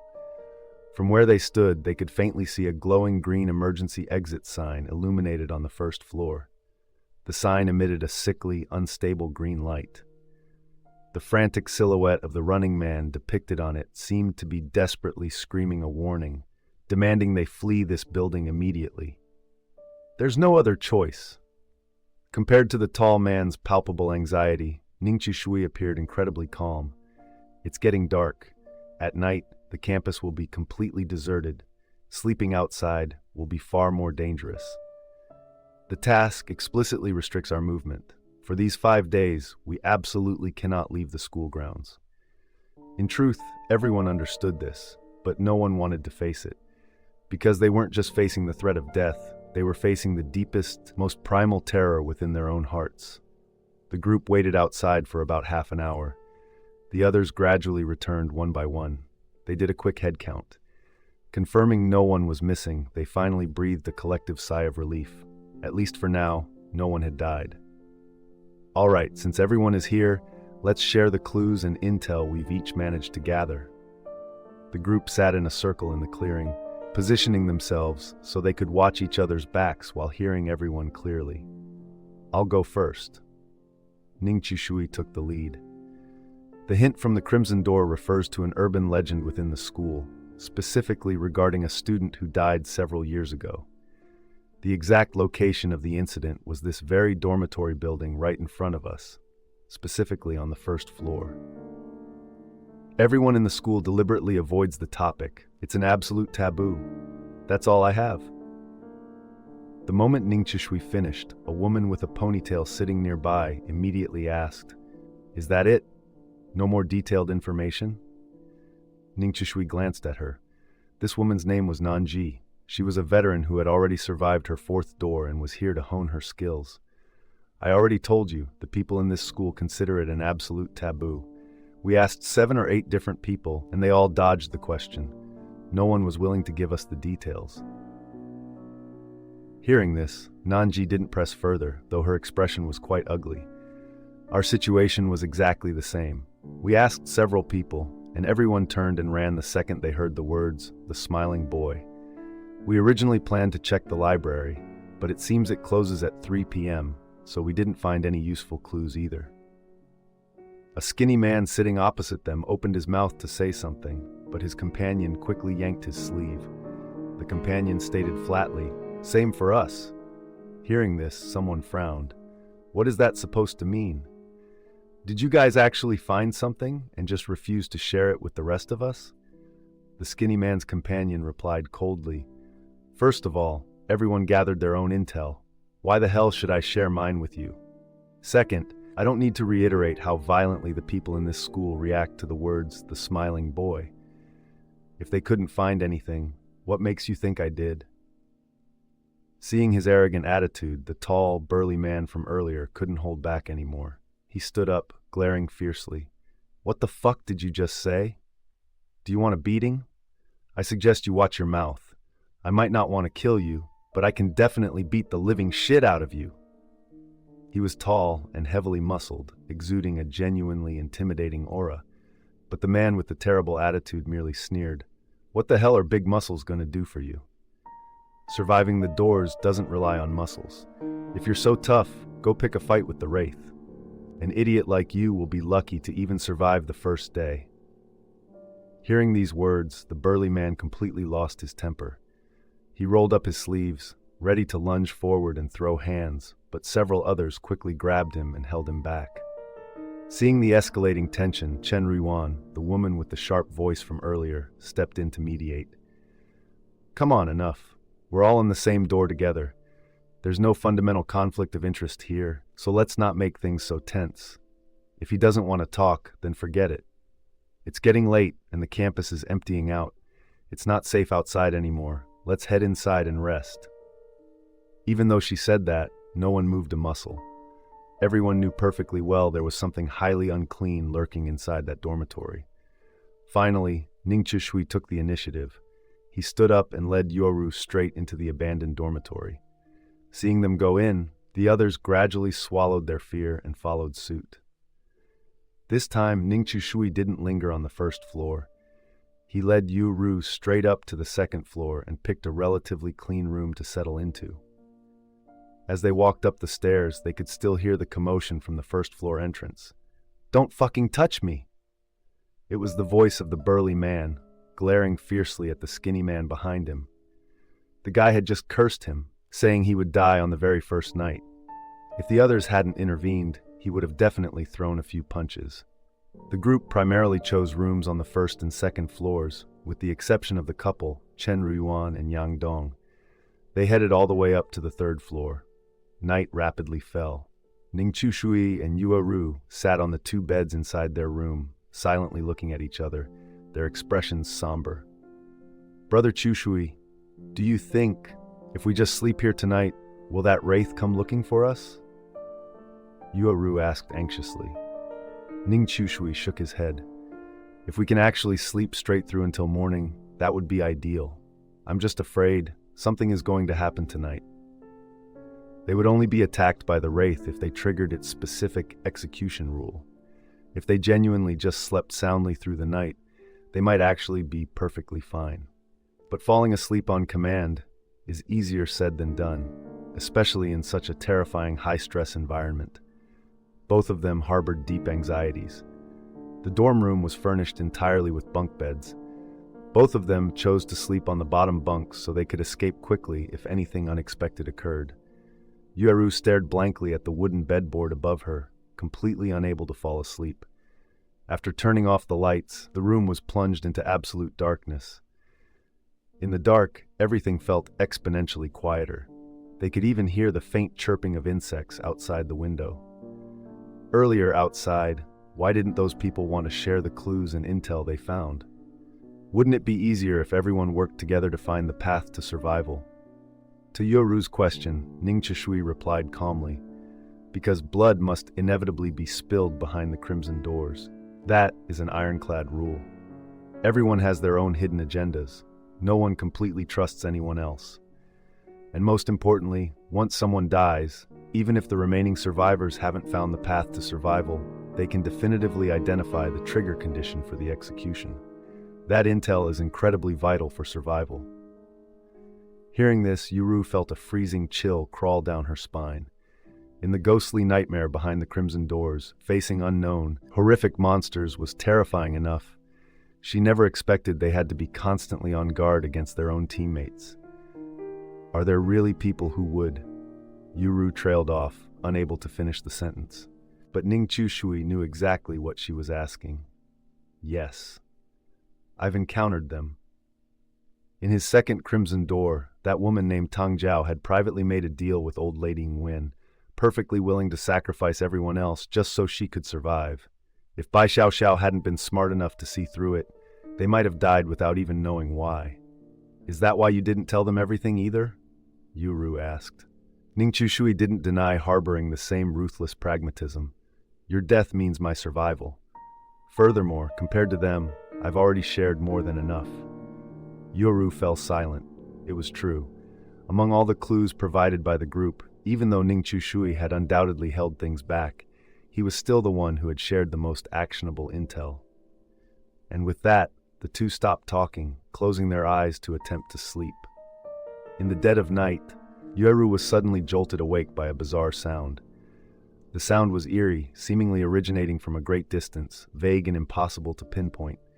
But as the sound gradually grew clearer, Yoru felt a paralyzing chill grip her spine. It was a singing voice echoing down the corridor. It sounded like more than one person. Happy birthday to you. Happy birthday to you. Happy birthday to you. Happy birthday to you. Hehe. He-he-ha. Following the chilling birthday song was the unmistakable giggling of a young boy. And this laughter, Yuru remembered it with horrifying clarity. It was the exact same laughter they had heard in that locked room at the end of the first floor earlier that day. And this laughter was currently right outside their door. This giggling was entirely different from the previous sounds. It was bone-chillingly clear and distinct. huddled under her quilt, Yuaru felt as if she were rapidly losing all body heat. She didn't even dare to peek at the closed door. Because the door featured a small glass observation window that provided a partial view of the corridor outside, Yuaru was absolutely terrified that if she looked at that window, she would see a grotesque, sinister face pressed against the glass, smiling maliciously in the dark. She had already witnessed that horrific sight once yesterday afternoon from outside the dormitory. Even though it had been a fleeting, blurred glimpse, it had branded a massive, inescapable psychological shadow onto Yuaru's mind. She absolutely refused to see that face a second time. The giggling continued to drift around the corridor, hovering menacingly right outside their door. Yoru's heart pounded violently against her ribs. It felt exactly like waiting for impending execution inside a freezing ice cellar. She desperately wanted to wake Ning Chushui, who was sleeping in the adjacent bunk, but she was terrified that making any noise might provoke whatever was lurking outside. Finally, after a grueling internal struggle, Yuaru chose to feign sleep. She decided that even if the sky collapsed, she absolutely would not open her eyes. Hee-hey. The giggling outside the door gradually faded away. The apocalyptic scenario she had envisioned didn't occur. The entity didn't suddenly manifest inside their room. Instead, its laughter vanished entirely at the far end of the corridor. Yoru still didn't dare open her eyes. Gripping the edge of her quilt tightly with both hands, she continued to feign sleep. After pretending for a while, she eventually succumbed to sheer exhaustion and drifted into a fitful slumber. When she woke up, it was already morning. A new day had arrived. The group woke up and gathered to head to breakfast. During the head count, they immediately noticed 2 people were missing. It was the burly man from yesterday and his companion. "Haha, I told you! Those mindless, muscle-bound meatheads never live long." The skinny man who had clashed with the burly guy the day before openly mocked the situation. His name was Huang Hui. He was a veteran who had survived 5 crimson doors and specialized in guiding rookies from his ghost dwelling. "Could you at least try to speak with a shred of basic decency?" Nanji frowned deeply. "Maybe they just overslept and haven't woken up yet?" Huang Hui let out a cold sneer. "Overslept? Only someone as naive as you would come up with such a ridiculous excuse. Did a single person here actually manage to sleep last night? I absolutely refuse to believe you people didn't hear that fucking giggling in the corridor." Following Huang Hui's harsh mockery, everyone's faces turned incredibly grim. It was true. In the suffocating, terrifying environment of the previous night, it was virtually impossible for anyone to fall into a deep sleep. Almost all of them had dozed fitfully, and they had all heard the horrific giggling and the chilling rendition of Happy Birthday echoing down the hall. "Does anyone know which room they stayed in? Let's go check," Ning Chushui suggested. Wang Hui replied begrudgingly, "Room 219. Directly across from our room, that meathead even shook his fist at me before going into his room last night. Humph, absolute idiot." Hearing this, the group collectively made their way to room 219. The moment they stopped in front of the door, Ning Chushui's brow furrowed. He smelled it. A thick, overwhelming stench of fresh blood. He reached out and grasped the door handle.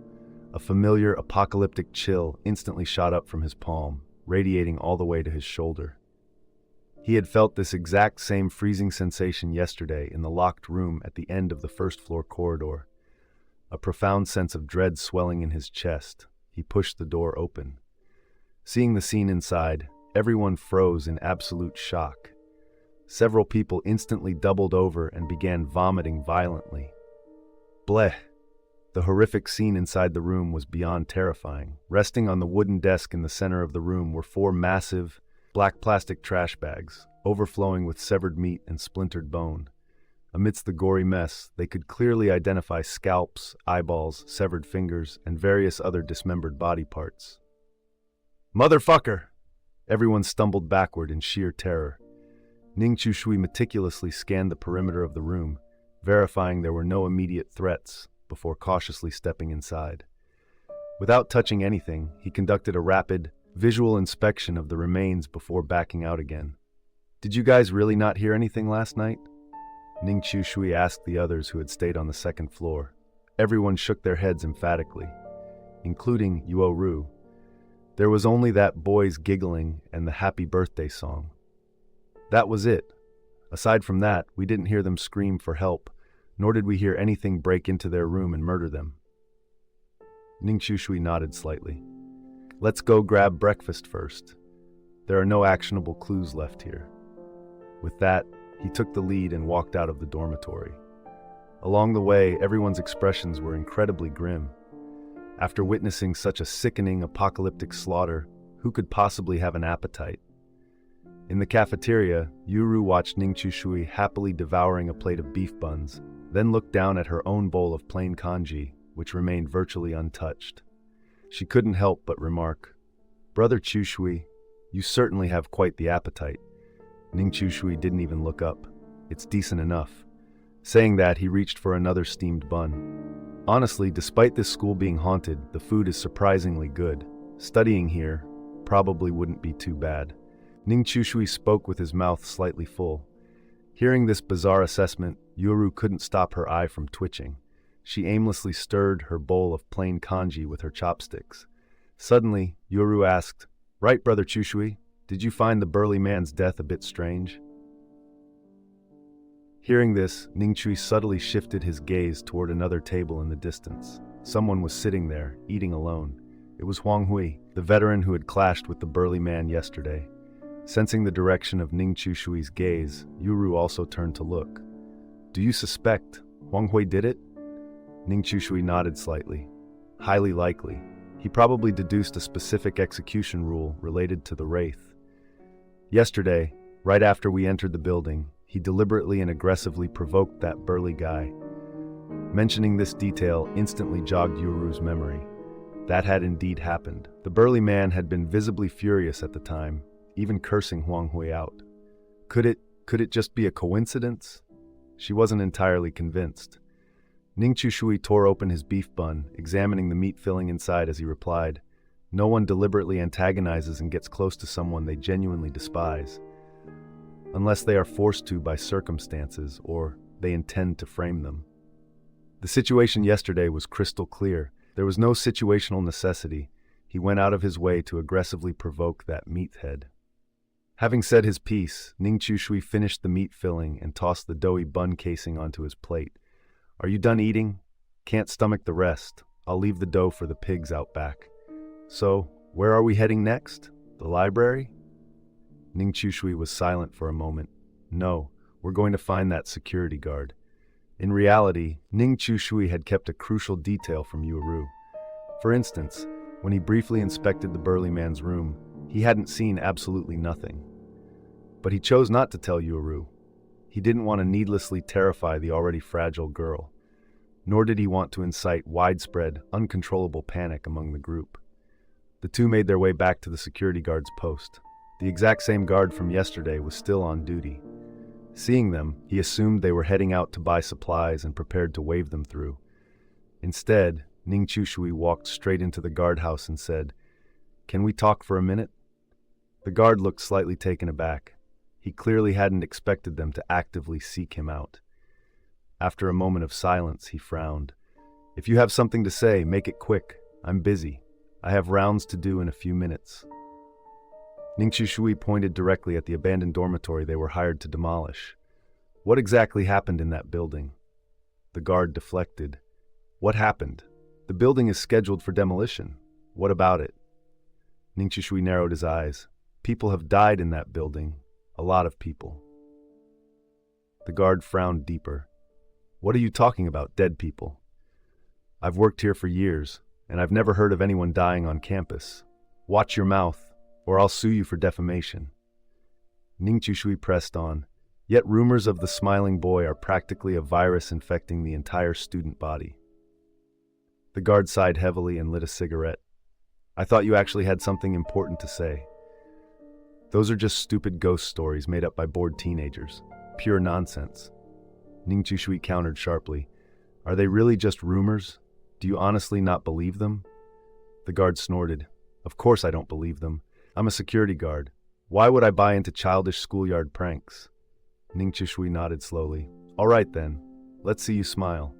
The guard's face instantly froze. It was true. From the moment they set foot on campus yesterday until the guard had left them at the dorm, Ning Chushui had noticed that the man maintained an incredibly grim, rigid expression and spoke with unnatural caution. Initially, he had just brushed it off as the man's stoic personality. But after uncovering the rumors about the smiling boy yesterday, Ning Chushui finally understood why the guard was so perpetually grim. He wasn't naturally stoic. He was absolutely terrified to smile. Seeing Ning Chushui's blatant provocation, the guard's expression turned exceedingly ugly. "You lot are just the demolition crew hired by the school board. Do your damn job and stop asking stupid questions. Are you afraid the school is going to stiff you on your paycheck? Get out. If you don't have any actual business, leave. I have patrols to do." He issued a harsh eviction order, but Ning Chushui didn't budge. Instead, he pulled up a chair and sat down inside the guardhouse. "You're right. We're just the demolition crew. We shouldn't be asking questions." But the school board conveniently forgot to mention that demolishing this building comes with a massive, lethal occupational hazard. Ning Chushui's voice dropped to a chilling, sinister register. The guard froze, stunned by the sudden shift in tone. Before he could retort, Ning Chushui continued. "Students have died in there, and now the school staff are starting to die as well. If outsiders like us end up slaughtered in there, who do you think is going to be next on the chopping block?" His gaze carried an undisguised, lethal threat. The guard was visibly rattled by Ning Chushui's intense, predatory glare. He felt a cold sweat break out across his back. "What the hell are you doing? Are you trying to threaten me? You think I'm scared of you?" Ning Chushui stared at him for 2 seconds, then shrugged indifferently. "Ending this nightmare sooner rather than later is ultimately better for everyone involved. Hiding the truth from us doesn't benefit you in the slightest. You might as well tell us everything. Who knows, we might actually be able to help. At the very least, it'll expedite the demolition. After all, the sooner that building is leveled, the better it is for you guys, right?" Perhaps convinced by Ning Chushui's grim logic, the guard stood in tense silence for a long time. Finally, he pulled the guardhouse door shut, sat down heavily opposite Ning Chushui and Yoru, and sighed, his face shrouded in deep gloom. Thick plumes of white smoke continuously billowed from his nose and mouth, making the cramped room feel suffocating. About a year ago, an exceptionally horrific apocalyptic massacre occurred here at the high school. Despite the school board's immense wealth and influence, a bloodbath of that magnitude was simply impossible to cover up. Recalling the apocalyptic events, stark, undisguised terror swam in the guard's eyes. The student's name was Li Zhen. He was a senior in class 12-6 at the time. His academic performance was excellent, practically top of his class. But on the night of June 23rd, he took a butcher knife and brutally slaughtered all 5 of his roommates. He then systematically dismembered their corpses and stuffed the severed parts into their wardrobes. Hearing this, Ning Chushui's brow furrowed tightly. And absolutely no one noticed? The guard shook his head, crushed the cigarette butt in the ashtray, and immediately lit another one. The fingers holding the cigarette trembled uncontrollably. It was a meticulously planned, cold-blooded execution. The police reconstructed the scene. The first victim was killed inside the communal bathroom. After Li Zhen murdered him, he used the shower to wash away the massive amounts of blood and dilute the metallic stench. Then, as his other roommates returned one by one, he ambushed and slaughtered them. He was terrifyingly efficient and ruthless. A single, precise thrust to the throat, severing the trachea instantly so they couldn't even scream. The entire gruesome dismemberment process took place inside the bathroom. He even flushed some of the smaller, unrecognizable chunks of meat and viscera straight down the drain. But the most chilling, psychopathic part is this. After butchering his roommates, he stuffed the severed limbs and torsos into black plastic trash bags and shoved them into the wardrobes. The very next morning, he actually put on one of his dead roommates' clean uniforms and went to class as if absolutely nothing had happened. Hearing the gruesome, methodical details of the slaughter, both Ning Chushui and Yoru felt a sickening chill. Ning Chushui couldn't help but ask, "Then why was I explicitly told that Li Zhen committed suicide?" The guard's expression turned incredibly dark, because it remains an unsolved open case. No one knows for sure what ultimately happened to Li Zhen. Some claim he hanged himself, others swear he managed to flee the city. It wasn't until 2 days later, when students in adjacent rooms finally traced the horrific rotting stench back to the wardrobes, that the butchered remains were discovered. They immediately called the police, but by the time the authorities locked down the campus, Li Zhen had completely, impossibly vanished. The police tore the school apart, but found absolutely nothing. He didn't even appear on a single piece of surveillance footage escaping the grounds. It was as if he had evaporated into thin air. Wait a minute. According to what you just said, a student went missing. A high school should have immediately launched a search that very same day. Why did it take 2 full days for anyone to discover the butchered remains of those students? Yuru astutely pointed out a massive, glaring loophole in the guard's story, and it was indeed a massive loophole. A high school student isn't like an isolated outsider. They live on campus, surrounded by hundreds of peers and teachers every single day. If a student vanishes, their absence would realistically be noticed within 12 hours at most. Therefore, once a student goes missing, especially when their butchered remains are physically decaying inside a campus dormitory, it is absolutely impossible that it would take 2 full days for the bodies to be discovered. According to the official police timeline, the massacre occurred on the night of June 23rd. In the sweltering heat of late June, the ambient temperature easily hits 35 or 36 degrees Celsius. Even if the dorms had air conditioning, it wouldn't be running during the day when classes were in session.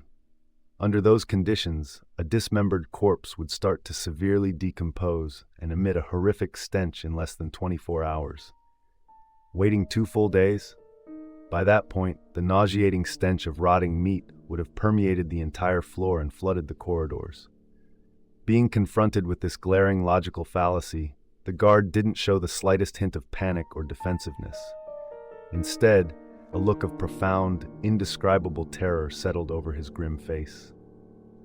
Bizarre, isn't it? I thought it was completely impossible too. But for those 2 entire days, it was as if absolutely no one in the entire school realized anyone was missing. It wasn't until the very day Li Zhen himself vanished that the school finally realized his 5 roommates had also been missing the entire time.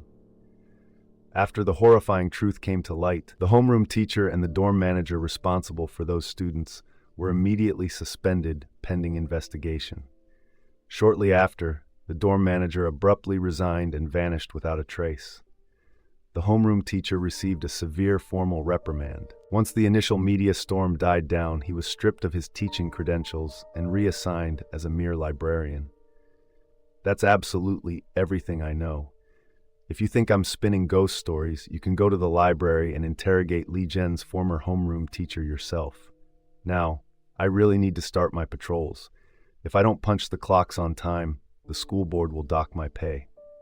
With that, the guard practically fled the guardhouse.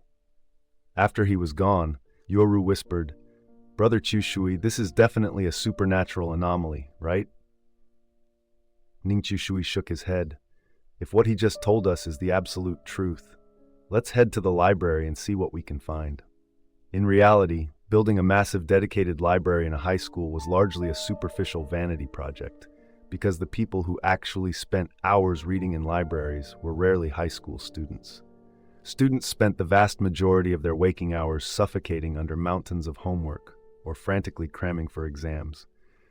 During their precious few moments of free time, they would much rather catch up on sleep than drag themselves to the library to read voluntarily.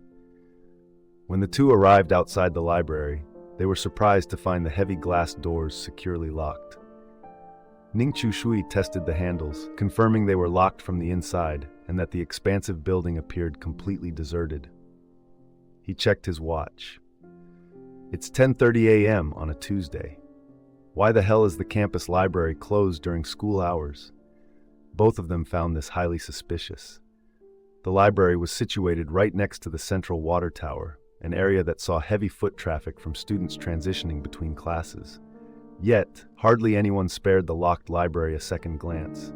Ning Chishui approached an elderly janitor sweeping the nearby pathway and asked politely, "Excuse me, do you happen to know why the library is closed?"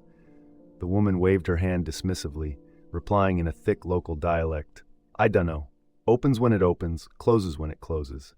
Go ask a teacher." With that, she shuffled away, continuing her sweeping. The two exchanged a frustrated glance. They waited near the entrance for a considerable amount of time, right up until the lunch bell rang, but the library remained stubbornly locked. With no other viable options, they decided to head to the cafeteria for lunch. After purchasing their meals, they scanned the crowded cafeteria and spotted the same frail, bespectacled male student sitting in his usual isolated corner. The student spotted them simultaneously. Meeting Ning Chushui's polite, gentle smile, the student felt a freezing chill shoot down his spine. He instantly scrambled to his feet, intending to flee, but the two had already slid into the seats on either side of him. The student looked like he was on the verge of tears. "Big bro, big sis, there are hundreds of people in this cafeteria. Why do you keep targeting me? You can't just keep shearing the same sheep." Ning Chishui asked calmly, "What's your name?"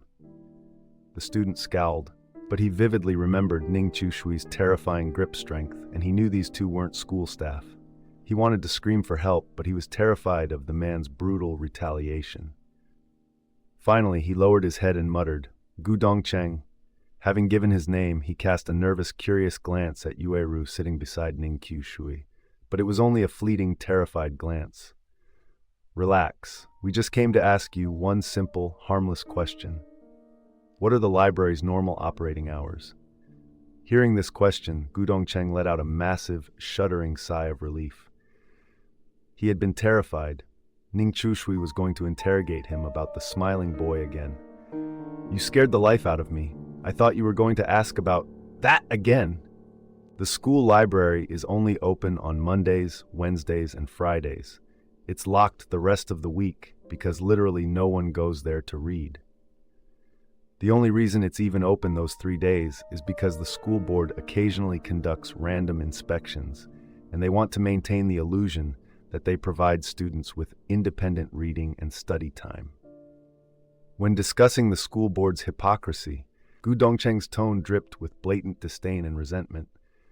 "What day is it today?" "Tuesday. Did you guys study so hard you fried your brains?" Gu Dongcheng sneered sarcastically, but the smile quickly froze on his face, turning into a bitter, self-deprecating grimace.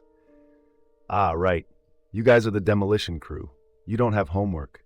I guess I'm the one who studied himself into dementia."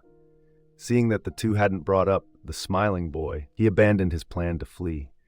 He settled back into his seat and resumed eating his lunch with relative peace of mind. "I'm full," Yuru suddenly announced. She picked up her tray and headed toward the designated food disposal area. She genuinely had absolutely zero appetite. Her mind was relentlessly plagued by the horrific image of those 4 massive black plastic trash bags she had seen that morning, and the gruesome, butchered meat spilling out of them. After Yueru walked away, Gu Dongcheng nudged Ning Chishui's arm and whispered conspiratorially, "Hey, big bro, is she your girlfriend? She's incredibly pretty." Ning Chishui, who had been deep in thought, snapped back to reality and shook his head. "No, we're just colleagues." Gu Dongcheng raised an eyebrow knowingly. "Figured as much, you don't have to admit it, but why does she smell so strongly of iris flowers?" "There are absolutely no iris flowers anywhere on this campus." Hearing Gu Dongcheng's casual observation, Ning Chishui's expression violently twisted. His eyes widened, locking onto Gu Dongcheng with an intensity that made the frail student physically recoil. "What did you just say? She smells like iris flowers?" Gu Dongcheng nodded, deeply unnerved by the sudden shift in demeanor. "Yeah, can't you smell it? Are you absolutely certain it's the scent of an iris?" "I am 100% certain. My mom used to wear this expensive perfume called Blue Onsen's. The primary note is iris extract. I could never mistake that specific scent." Pausing for a moment and seeing the incredibly dark, terrifying expression on Ning Chishui's face, Gu Dongcheng shrank back and stammered, "Bro, why are you looking at me like that? Did I say something wrong?" Ning Chishui forcibly reined in his intense gaze. He shook his head slowly. "It's nothing. You just reminded me of an old, unpleasant memory. Yuru returned to the table. Ning Chushui immediately stood up and said to her, "I'm done eating, let's go." Watching the two of them walk away, Gu Dongcheng scratched his head in utter bewilderment. He felt that these two individuals were incredibly bizarre, but he couldn't quite articulate exactly what made them so unsettling. Today was Tuesday. The library was firmly locked. There might be critical intel hidden inside, but neither of them could access it. They could potentially find a way to break in, but without Liu Chengfeng's specialized lockpicking skills, forcing entry would be incredibly difficult. Furthermore, the library was situated in a highly visible, central location on campus. There were almost always people walking past or lingering nearby. If they were caught breaking into a restricted school building, they would highly likely be expelled from the campus grounds. For them, expulsion meant an immediate, gruesome execution, as their core task explicitly commanded them to survive inside the school for 5 days. "Brother Chushui, what do we do now?" Yueru and Ning Chushui wandered aimlessly across the campus. Ning Chushui glanced at her. "Let's try asking around at the school's administrative archives. But don't get your hopes up. The administration is highly unlikely to leak classified, damaging information to outside contractors." Yoru nodded meekly. The situation unfolded exactly as Ning Chushui had predicted.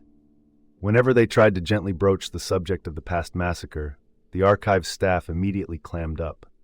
Some even became visibly hostile, making it abundantly clear they absolutely refused to discuss the taboo subject. Ultimately, through a mix of subtle observation and piecing together fragmented documents left on desks, Ning Chushui only managed to glean some basic background information on Li Zhen. It turned out Li Zhen lived alone with his mother. His father had been a local electrician. When Li Zhen was 7 years old, his father died in a horrific electrocution accident while repairing a transformer during a severe thunderstorm. Since then, his mother had raised him single-handedly. Li Zhen's academic performance had always been consistently strong. While not the absolute top of his class, he consistently ranked in the upper percentiles. Under normal circumstances, he was practically guaranteed admission into a prestigious university. Once he graduated college, the crushing financial and psychological burden on his mother would have been significantly alleviated. Once he entered the workforce, as long as he didn't rush into marriage and starting his own family, he would have been able to provide substantial support for his mother. According to his disciplinary records, Li Zhen had never exhibited a single instance of violent or aggressive behavior. It was completely inexplicable why he would suddenly snap and commit such a methodical, apocalyptic slaughter. Do you think it was severe bullying? Maybe his roommates constantly tormented and abused him, eventually pushing him over the edge until he snapped and butchered them. Yuru theorized, analyzing the sparse intel they had gathered. It's a strong possibility. Ning Chushui replied thoughtfully. But the absolute truth is rarely that straightforward. Based on his profile, Li Zhen seemed to possess an incredible reservoir of patience and endurance. Growing up without a father and being raised by a struggling single mother, he had undoubtedly endured his fair share of societal disdain and mockery. To drive someone like that to such an apocalyptic level of butchery, the underlying obsession or grudge must run far deeper than simple schoolyard bullying. Pausing, Ning Chushui couldn't help but cast another glance toward the locked library next to the water tower. He desperately wanted to get inside, not necessarily to blindly search for documents, but to locate a specific person. After all, the sterilized, sanitized words printed on official records often differed vastly from the raw, unfiltered truth spoken directly by someone involved. After wandering the campus for a while longer, Ning Chushui decided to head back to the abandoned dormitory. Yueru adamantly refused to go inside with him. She firmly believed that at night, when the entire group was gathered together, it was marginally safer. But right now, in broad daylight, with only the two of them, venturing into that haunted, cursed building was simply too terrifying. Since she refused to go, Ning Chushui didn't force her. He stepped into the desolate, shadowy dormitory alone. He walked straight down the first-floor corridor. Standing at the entrance of the hallway, he looked up at the ceiling where the chaotic, overlapping, bloody footprints had manifested the previous day. The bloody footprints had vanished completely without a trace. Ning Chushui walked methodically toward the end of the hall. Even though it was broad daylight outside, the shoddy architecture of the building meant the interior was perpetually submerged in a suffocating, oppressive gloom. Knowing full well he could stumble into a lethal, supernatural anomaly at any moment, Ning Shui's nerves were pulled taut. In reality, he had a very specific, calculated reason for choosing this exact time to enter the dormitory alone. During the day, the vast majority of the living population, students, teachers, staff, were scattered across the sprawling campus. The Smiling Boy's hunting ground theoretically encompassed the entire school, not just this isolated building. Therefore, statistically speaking, the probability of him directly encountering the primary wraith right now was significantly lower than at night. He slowly approached the very last dorm room, room 24. This was ground zero, the exact epicenter of the apocalyptic massacre. Over a year ago, inside this very room, Li Zhen had brutally slaughtered all 5 of his roommates and methodically, psychopathically dismembered their corpses. Even in broad daylight, stepping across the threshold of this room sent a violent, visceral shudder down Ning Chushui's spine. He couldn't tell if it was purely psychological dread or something far more sinister. Once inside, Ning Chushui immediately opened every single wardrobe door. Over a year had passed, yet the moment the doors swung open, Ning Chushui still caught the faint, nauseatingly sweet stench of advanced putrefaction. It was the unmistakable, lingering odor of human bodily fluids seeping deeply into the cheap composite wood as the dismembered body parts decomposed. Wood heavily soaked in putrid bodily fluids was essentially permanently ruined. Anyone who had ever encountered that specific, horrific stench knew it was practically impossible to scrub away, lingering like a physical stain for years. Naturally, Ning Chushui's primary reason for opening the wardrobes was to verify a specific detail. Sure enough, scanning the interiors of the 6 wardrobes, he confirmed that the crude, handmade birthday card they had found yesterday was completely gone. As expected, after we fled the room yesterday, someone else came in here. Ning Chushi's expression turned incredibly grim. He finally understood exactly why the burly man had died so horrifically last night. It was that veteran, Wang Hui. He must have slipped into this room, stolen the birthday card, and then, later that evening, covertly slipped it into the burly man's pockets or belongings.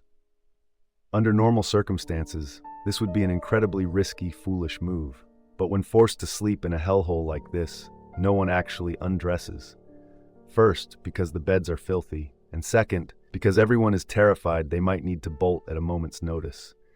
Therefore, it's entirely logical that the burly man never realized a lethal curse had been planted on his person.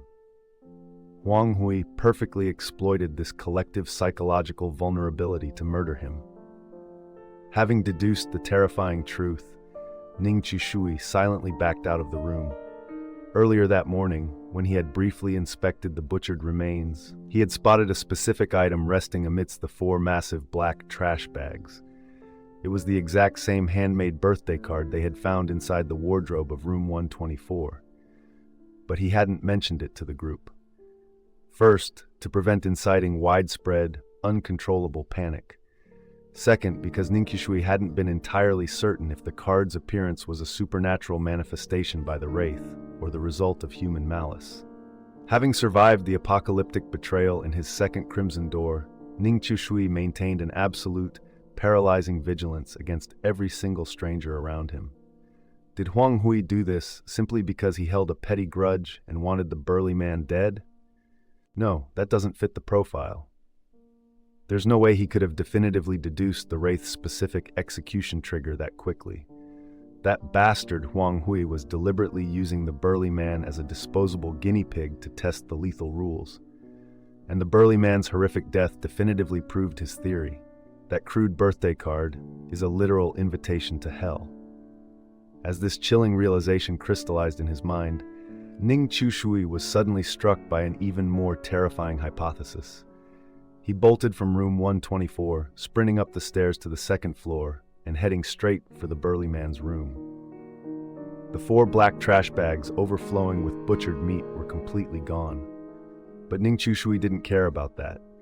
He knew from experience that behind the crimson doors, the corpses of chosen ones often vanished rapidly. What he desperately needed to know was the handmade birthday card that had been resting amidst the gory remains. Why the hell had that vanished as well? Why had the greeting card vanished? Had it been swept away by the same supernatural force that vanished the butchered corpses? Or had someone covertly slipped back into the room after they left and stolen the card?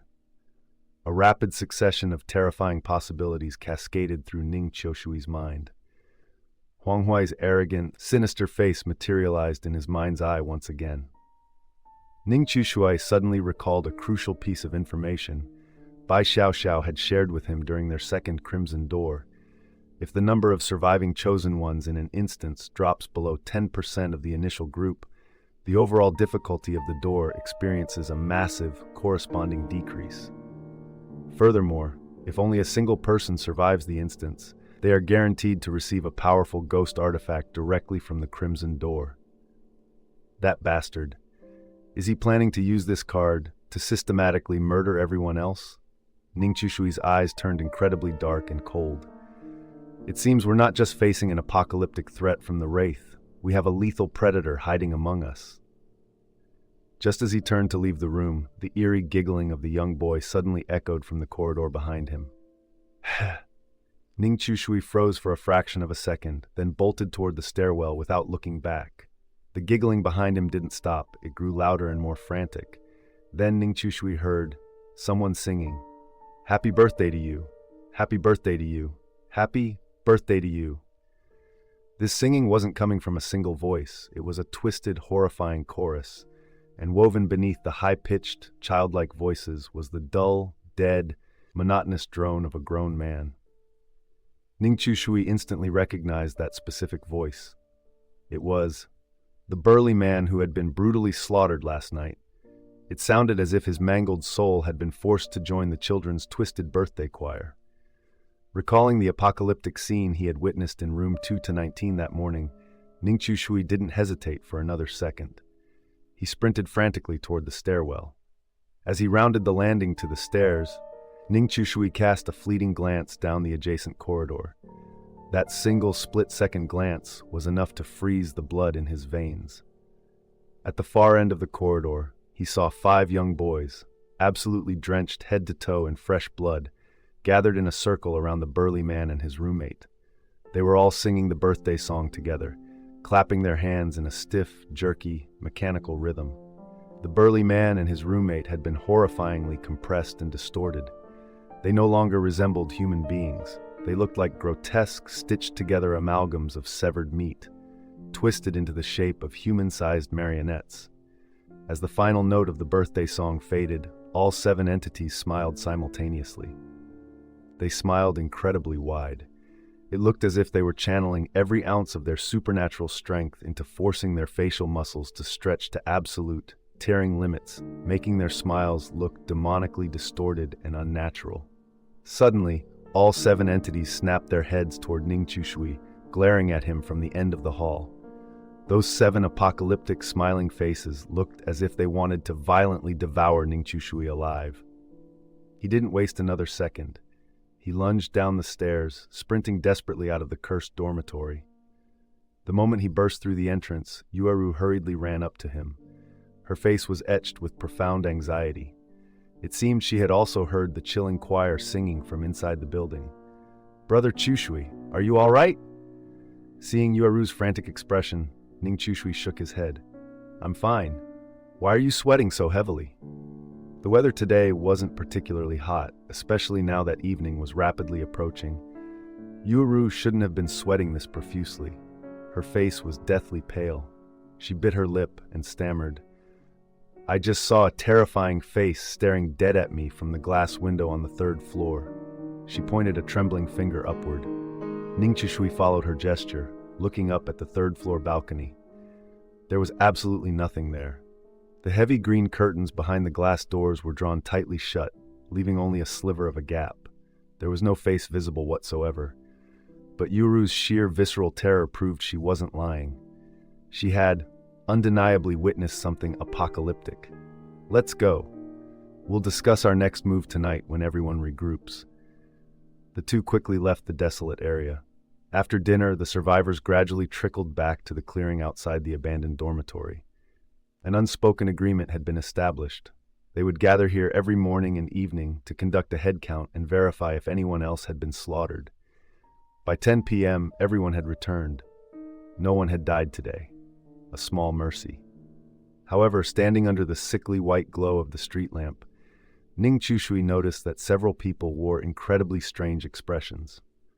First were Chen Ruyuan and her boyfriend, Yang Dong. Both of them were deathly pale, their fingers twitching uncontrollably, as if they had just barely survived a horrific encounter. The other was Huang Hui. His face was shrouded in a dark, calculating gloom. His eyes darted sharply around the group like a hunting falcon assessing its prey. Does anyone have anything they want to share today? Nan Ji, the veteran with the ponytail, asked the group. The atmosphere was incredibly suffocating. Part of it was due to the gruesome discovery that morning, but mostly it was because everyone was now highly suspicious of each other. Even if someone had uncovered a critical clue, they were highly unlikely to share it freely. As the heavy silence dragged on, Ning Chushui suddenly spoke up. I managed to dig up some intel regarding the smiling boy. The moment he spoke, everyone's attention instantly snapped to him. In truth, even Yuaru standing beside him was shocked that Ning Chushui was volunteering intel so readily. This was a stark departure from his guarded, pragmatic behavior on the first day.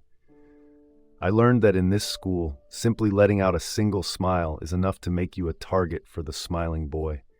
I'm not entirely certain if this is the specific reason why the burly man and his roommate were slaughtered last night.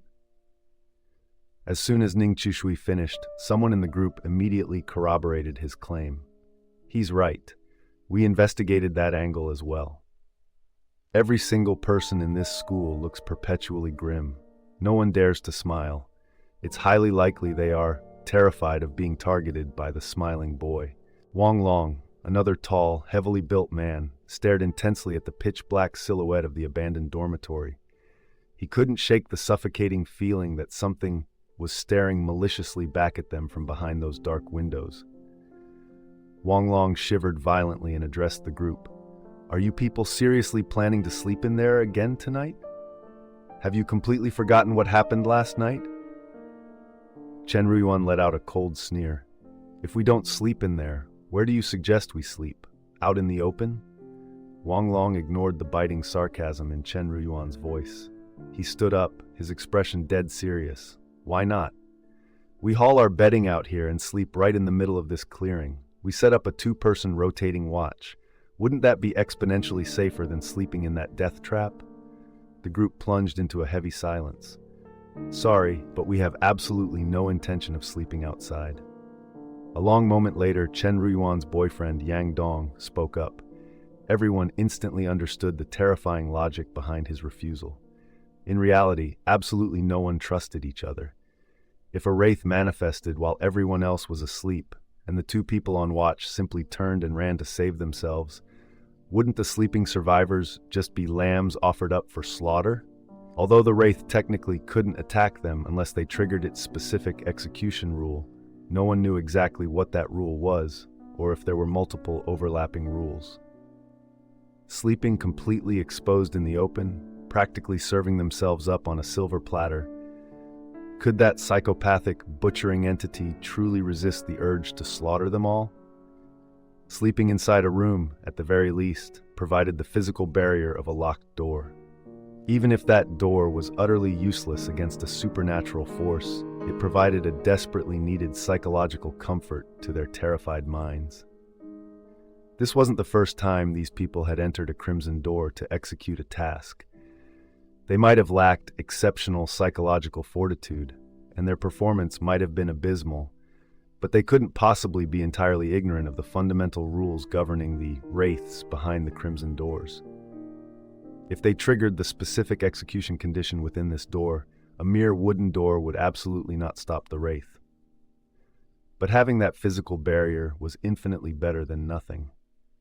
I sure as hell don't want to sleep outside. Who knows if the guys on watch will just turn and run the second they spot the wraith. Huang Hui maintained his aggressive, confrontational attitude, seemingly intent on antagonizing everyone. However, his complexion today was genuinely terrible, looking as if someone had just slaughtered his prized horse. Having made his stance clear, everyone slowly filed into the pitch-black dormitory.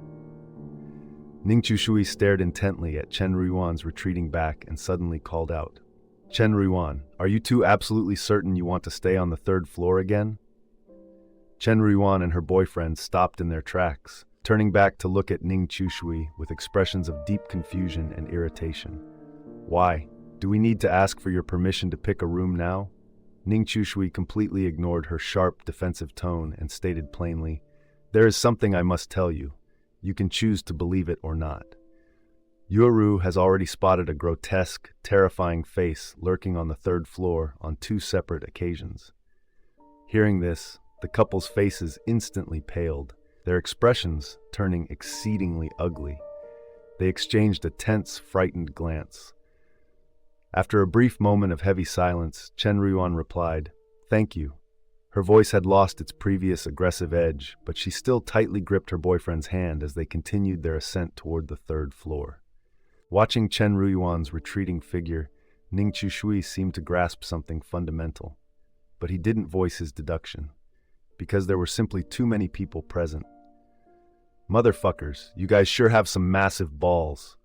I don't give a shit what anyone says. I am absolutely not sleeping in that hellhole tonight." Wang Long blustered aggressively. He stomped over to the tall weeds outside the dormitory, retrieved a thin mattress he had hidden earlier in the day, and unrolled it directly onto the dirt clearing.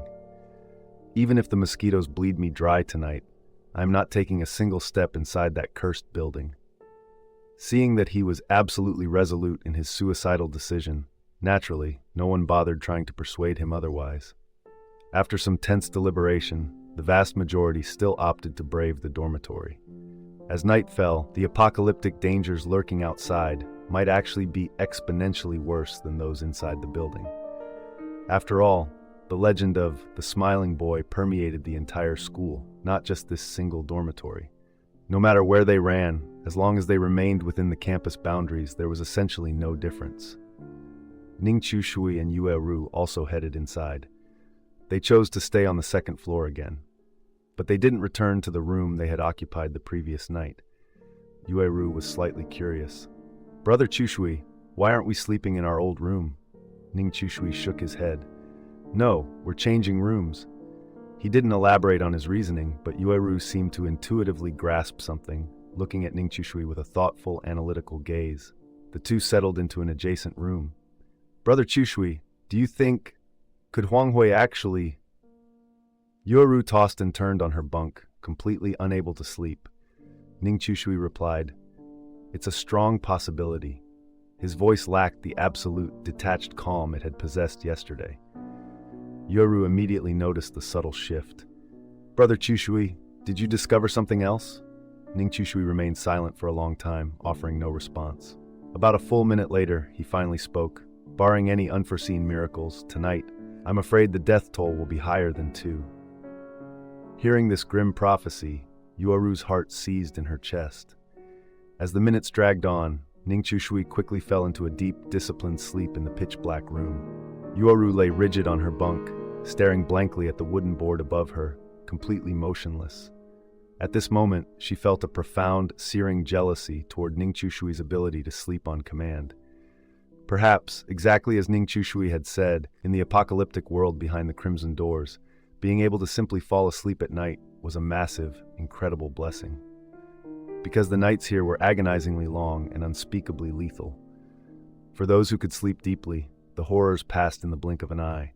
But for her, the paralyzing terror would drag on for at least 5 or 6 grueling hours. A long time passed, yet Yueru still couldn't find even a shred of sleep. Her mental state deteriorated severely under this relentless psychological self-torture, pushing her near the brink of a nervous breakdown. Finally, her hair disheveled and her nerves frayed, Yueru sat up in bed.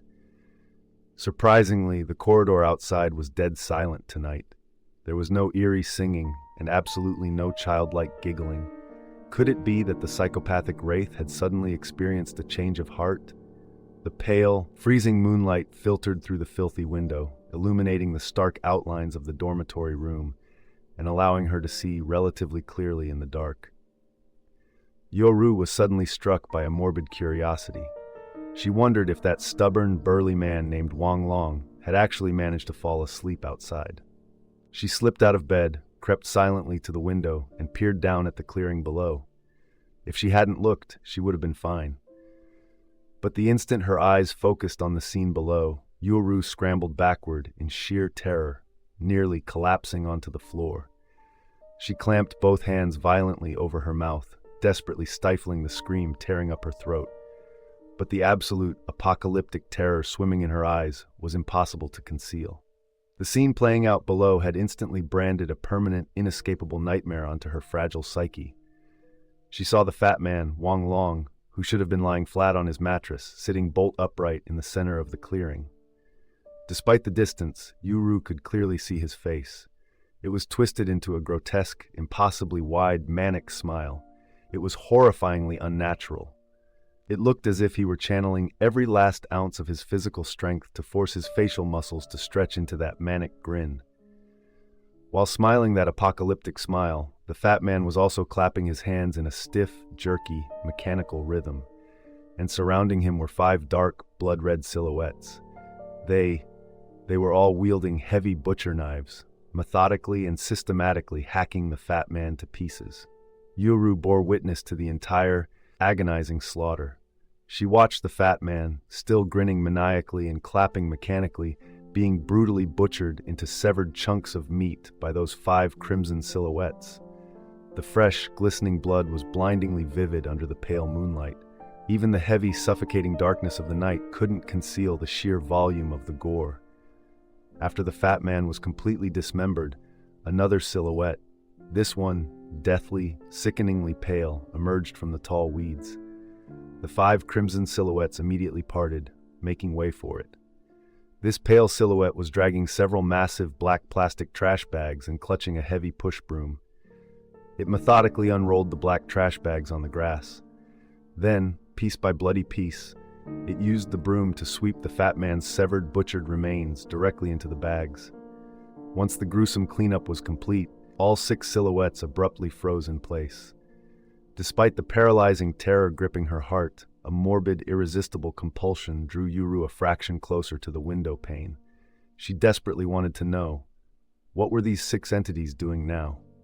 However, after that brief, horrifying pause, Yoru witnessed the single most apocalyptic, sanity-shattering sight of her entire life. Illuminated by the sickly yellow glow of the distant street lamp and the freezing white moonlight, the 6 silhouettes standing in the bloody clearing slowly snapped their heads upward, their dead, hollow eyes locking directly onto her. And every single one of their faces was twisted into an identical, grotesque, ear-to-ear smile. The very instant she was locked in the gaze of those 6 apocalyptic faces, Yoru felt her soul freeze solid. Every single pore on her body violently contracted, goosebumps erupting across her skin. It had been a very long time since she had experienced such a visceral, paralyzing spike of pure, unadulterated terror. Even though she had successfully navigated enough danger to remain relatively calm during her first 2 crimson doors. But at this precise moment, pinned down by the gaze of these 6 horrifying silhouettes, Yoru could palpably taste the metallic tang of impending death. She could physically feel the apocalyptic killing intent radiating from them. Panicking, Yoru frantically shoved her hand into her pants pocket, tightly gripping something hidden inside. Then she whipped around and lunged toward Ningxishui's bunk, violently shaking his shoulder. But no matter how frantically she shook him, Ningxishui showed absolutely no sign of waking up. Looking down at the peacefully slumbering Ningxishui, Yoru realized she was in apocalyptic trouble. Given the violent commotion she was making, it was physically impossible for Ningxishui not to wake up, unless some supernatural force was actively suppressing him, deliberately isolating her. Have I been targeted by the Wraith? Motherfucker, fuck! Why me? Why the hell is it targeting me? There are so many other people in this building. Calm down, Yoru. You need to calm down. You still have a life-saving ghost artifact. Think back to your first 2 doors. The wraith can only terrify you. It cannot physically harm you. Clutching the white rabbit creamy candy hidden in her pocket with a white-knuckled grip, Yuru managed to force a sliver of rationality back into her panicked mind. This white rabbit creamy candy wasn't a ghost artifact she had discovered during a Crimson Door task. During her second Crimson Door, her teammates had been incredibly incompetent and were slaughtered in bizarre, inexplicable ways. Yuru herself barely understood how she had managed to complete the task. From beginning to end, she hadn't even caught a glimpse of the primary wraith. But upon exiting the door, she found this single, white rabbit creamy candy resting in her palm. Later, through the explanation of a veteran in her ghost dwelling, she finally understood why. It turned out that the initial number of chosen ones entering that door had exceeded 10. After the others were systematically slaughtered, a specific rule was triggered, drastically reducing the overall difficulty of the Crimson Door task. It was as if the wraith had its hands and feet bound by the system. Let alone killing her, even manifesting to merely frighten her, required it to go through an incredibly convoluted, restricted process. Although different ghost artifacts possessed wildly different functions, they universally shared one fundamental capability. Aside from purely sensory detection artifacts, all other ghost artifacts possess the intrinsic ability to block or deflect a direct supernatural attack. As long as I have this candy, I should be safe, right? Yuru desperately tried to comfort herself, but the paralyzing anxiety refused to fade. After all, there were currently 6 apocalyptic wraiths staring dead at her from the clearing below.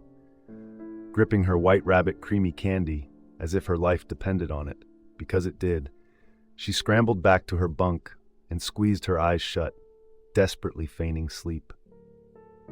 Yuru had mentally prepared herself for the worst. No matter what horrifying noises echoed from the corridor, even if they stood right outside her door and sang that twisted birthday song, she absolutely would not open her eyes, and she absolutely would not open the door. But the situation unfolded in a way she entirely hadn't anticipated. The corridor outside remained dead silent. She waited in agonizing suspense, but the eerie singing and giggling never materialized. This should have been a massive relief, yet Yuru felt her unease compounding exponentially. Her primal instincts screamed that something unspeakably horrifying was about to happen. This suffocating, overwhelming dread eventually forced her to snap her eyes open. Because of her sleeping position, she was facing directly toward the balcony glass doors. The very instant she opened her eyes, she saw 5 horrific, blood-drenched faces staring dead at her through the narrow gap in the drawn curtains. They were all grinning maniacally. Although their mouths weren't gaping open, their facial muscles were stretched so tautly, so unnaturally, that it made her blood run freezing cold. Yuru didn't scream. Her vocal cords were completely paralyzed by terror. She couldn't utter a single sound. The apocalyptic dread washed over her like a tidal wave, suffocating her.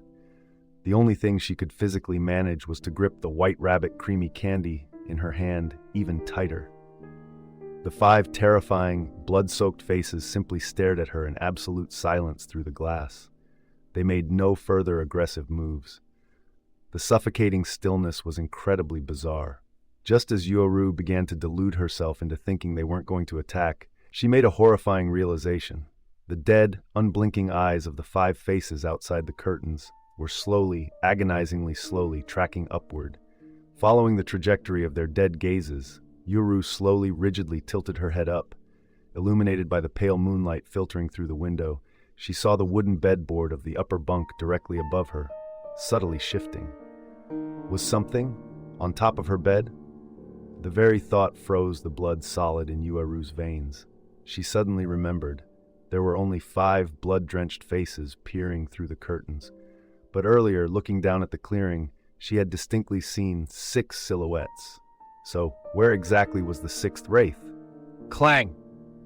Right at that terrifying realization, a heavy, dark object plummeted from the upper bunk, hitting the floor beside her bed with a sharp, metallic clang. The sudden noise made her violently jolt upright. Her terrified eyes locked onto the dark object resting on the concrete floor. It was a heavy, razor-sharp butcher knife completely coated in fresh, coagulating blood. Yuoru felt as if the oxygen had been vacuumed from the room, but the true, apocalyptic horror was yet to come. When she whipped her head back toward the balcony, the 5 blood-drenched faces peering through the curtains had vanished completely. Drip, drip. An unidentifiable, viscous liquid began dripping rhythmically onto the mattress right beside her. In the suffocating silence of the room, the sound was deafeningly loud. Yuoru's mind went completely blank. Her ability to process rational thought was utterly obliterated. Naturally, she knew exactly what that liquid was, because the metallic, nauseatingly sweet stench was already burning her nostrils. It was fresh blood. Moving with the rigid stiffness of a corpse, she slowly turned her head. Standing directly beside her bed were 6 entities completely drenched in blood. They stared down at her, their faces twisted into identical, silent, apocalyptic smiles. The dam finally broke. Yuoru let out a single, blood-curdling, soul-tearing shriek that shattered the dead silence of the night, before her eyes rolled back and she collapsed into unconsciousness. But even after she fainted, the 6 horrific silhouettes didn't relent. They formed a tight circle around her unconscious body, clapping their hands in a jerky, mechanical rhythm as they began to sing that chilling, twisted birthday song. Happy birthday to you. Happy birthday to you. Happy. The unnatural, distorted voices were enough to drive anyone insane. But just as they began the 3rd repetition, they abruptly stopped. The sickeningly pale silhouette stared silently at Yuoru's unconscious body for a long moment. Then, it slowly bent down, retrieved the bloody butcher knife resting on the floor, and tucked it away. Next, the pale silhouette reached out and forcibly pried open Yuoru's tightly clenched right fist, plucking the single white rabbit creamy candy from her palm. Then, as silently as they had appeared, all 6 silhouettes vanished from the room. The eerie giggling echoed down the corridor once more. After leaving Ningqiushui and Yuoru's room, the smiling boy didn't vanish. It continued wandering the dead silent corridor, searching for its next target. Yuoru, still lying unconscious on the floor, didn't see that Ningqiushui, who had been sleeping soundly just moments ago, had silently sat up. The expression on his face was entirely different from that of a peacefully sleeping man. Ningqiushui stared at Yuoru's unconscious form for a long time. Finally, he slipped out of bed, picked her up, and laid her back onto her own bunk before returning to his, where he resumed sleeping.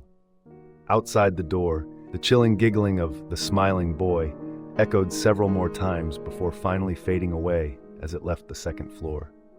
Soon after, heavy, dragging footsteps began to echo from the floor above. Only the couple, Chen Ruyuan and Yang Dong, were staying on the 3rd floor. Those heavy footsteps relentlessly paced back and forth, only ceasing completely as dawn approached. No one knew exactly what horrific events had transpired upstairs. Finally, the 3rd day arrived. As the morning sunlight filtered through the grimy windows right on schedule, the suffocating, apocalyptic tension inside the dormitory gradually began to dissipate. Yuoru groggily opened her eyes. She stared blankly at the wooden bedboard above her for a long moment before reality violently crashed back into her mind. She let out a piercing shriek. Ah! The scream was sharp and abruptly cut short, because Yuoru quickly realized she wasn't dead. She snapped her head toward the adjacent bunk. Ningqiushui was lying there, looking groggy and slightly confused. "What are you screaming about so early in the morning? Did someone else die?" Yuoru shook her head stiffly. "A nightmare. It must have been a nightmare." There were no bloodstains on the floor, yet the apocalyptic horrors of last night remained branded with terrifying clarity onto her retinas. Could it really have just been a dream? Yuoru thought to herself, but that desperate rationalization was completely obliterated the moment she subconsciously shoved her hand into her pants pocket. Yuoru instantly understood exactly why she hadn't died last night. The white rabbit creamy candy she had received from the Crimson Door had saved her life. But realizing this brought absolutely zero comfort. In fact, it only deepened her terror, because she knew the white rabbit creamy candy was a single-use consumable. She had just exhausted her one and only life-saving lifeline. If the smiling boy targeted her again, she would absolutely, undeniably die. The realization made Yuoru tremble uncontrollably. I didn't do anything. Why did they target me? Could it be because I witnessed them butchering the fat man? After washing up in a terrified daze, she mechanically followed Ning Shui out of the dormitory and toward the clearing outside. 4 people were already standing there. On the ground, apart from 2 massive black plastic trash bags, there were several puddles of fresh vomit. Beneath the black trash bags, dark, coagulating blood stained the dirt. Without even needing to look inside, both of them instantly knew exactly what those bags contained. "The fat man is dead?" Ning Shui asked flatly. Chen Ruiyuan, standing nearby with an incredibly grim expression, nodded slowly. "It's worse than we thought. 3 people died last night." Wang Long stubbornly insisted on sleeping outside. Wang Hui's roommate and Nanji's roommate are also dead. We're down to just 6 survivors. It was no wonder her expression was so apocalyptic. The mandatory task explicitly demanded they survive for 5 days. Yet, in barely 2 days, 5 people had already been slaughtered. If this terrifying attrition rate continued, she feared. A brief, suffocating silence followed Chen Ruiyuan's grim update. Suddenly, Huang Hui couldn't contain himself any longer. He pointed an accusatory finger at the group and roared, "Motherfuckers! Which one of you stole the birthday card? Spit it out right now!" The group was startled by his sudden, aggressive outburst. What birthday card? Yuru cautiously took 2 steps back, hiding behind Ning Shui. It was entirely understandable why she was terrified. Huang Hui's face was twisted into a snarl so vicious and manic that even Ning Shui found it slightly unsettling. He looked as if he had suffered some massive, unbearable injustice, letting out a furious, manic laugh, refusing to admit it. "Huh? Fine. Then I'll lay it all out for you." Yesterday morning, inside that fat fuck's dorm room, there was a handmade birthday card belonging to the smiling boy. Whoever has that card slipped into their room at night will be targeted and slaughtered by the smiling boy. But when I went back to that room last night to retrieve the card, it was completely gone. Which one of you bastards stole that card? Step forward right now. Following Huang Hui's furious revelation, the expressions of everyone present drastically shifted. Ning Shui stated coldly, "So you're admitting you murdered the burly man?" Huang Hui sneered, a twisted grin on his face. "Yeah, it was me. So what? I didn't necessarily want to kill him, but who told the stupid bastard to run his filthy mouth and constantly threaten to beat me?" Chen Ruiyuan mocked viciously. "Funny, as I recall, you were the one constantly running your filthy mouth. Furthermore, even if we knew where the card was, why the hell would we give it to you? Hand it over so a psychopathic murderer like you can slip it into our rooms tonight and slaughter us?" Huang Hui glared at Chen Ruiyuan with the predatory eyes of a starving wolf, his voice dripping with venom. "You cheap, hypocritical bitch. Don't act so high and mighty. If you had gotten your hands on that birthday card, you would have done the exact same thing I did. I need to remind all of you, I am not your primary enemy right now. I physically don't possess the capability to kill you, but the bastard currently holding that birthday card absolutely does. Think about it. If the rest of us are all slaughtered, not only is that person exponentially safer for the remainder of the instance, but upon escaping this door, they will be guaranteed a powerful ghost artifact." Huang Hui was a deeply unlikable, repulsive individual. Aside from his sheer arrogance and constant belittling, the group instinctively ostracized him because he was an admitted murderer. Absolutely no one wanted to trust a psychopathic killer who wouldn't hesitate to slaughter his own teammates for personal gain. But the terrifying logic behind his words right now was undeniably compelling. It was true. If that birthday card was genuinely a supernatural murder weapon, under the overwhelming temptation of a guaranteed ghost artifact and guaranteed survival, could the person holding it truly resist the urge to systematically execute the rest of them? Especially knowing that this method of covert proxy murder carried absolutely no risk of retaliation or punishment. With just a few calculated sentences, Huang Hui successfully erected an invisible, impenetrable wall of paranoia between the survivors. Although no one spoke, their eyes darted around, overflowing with deep, mutual suspicion. And that was exactly what Huang Hui had intended. Naturally, he wasn't stupid enough to believe that simply yelling would compel the thief to hand over the apocalyptic murder weapon. His true goal was to plant the seeds of paranoia and discord, entirely shattering any possibility of the group uniting against him. After all, having a few extra pairs of paranoid eyes watching out for the person holding the birthday card was certainly beneficial for his own survival. All right, that's enough. Let's set the issue of the birthday card aside for now. There are plenty of rooms in the dormitory, but only one card. Just stay vigilant and don't let anyone frame you. Ning Chushui intervened, his voice calm but authoritative. We need to focus our absolute attention on the smiling boy. We still have 3 days left. The restrictions binding the Wraith's power are highly likely to loosen as time progresses. If we don't map out the path to survival soon, the situation will become exponentially more lethal. A heavy, suffocating weight settled over the group. But for now, their only immediate option was to head to the cafeteria for breakfast. Perhaps because they had woken up exceptionally early, the moment Ning Chushui entered the cafeteria, he instantly spotted a familiar face sitting in that exact same isolated corner. This student was indeed Gu Dongcheng. Seeing him sitting there perfectly fine, a flicker of genuine shock passed through Ning Chushui's mind. The reason was brutally simple. Yesterday in this very cafeteria, he had personally witnessed Gu Dongcheng's smile. It's incredibly difficult for an ordinary person to completely suppress the urge to smile. It's a biological instinct. When Gu Dongcheng had been chatting with them yesterday, he had momentarily forgotten the terrifying taboo surrounding the smiling boy and had let out a genuine chuckle. Yet today, here he was, sitting in his usual spot, eating his breakfast as if absolutely nothing had happened. This single observation crystallized a crucial, game-changing realization in Ning Chushui's mind. The terrifying urban legend plaguing the school wasn't entirely accurate. Smiling didn't guarantee you would be targeted by the smiling boy, and conversely, refusing to smile didn't guarantee you would escape its apocalyptic scythe. During their initial conversation with Gu Dongcheng, Ning Chushui had deduced from the boy's terrified silence that students were still actively dying this year. This proved that maintaining a perpetually grim expression and refusing to smile was ultimately a completely futile defense mechanism. But Ning Chushui was exceptionally cautious, so he had decided to run a second, more lethal field test.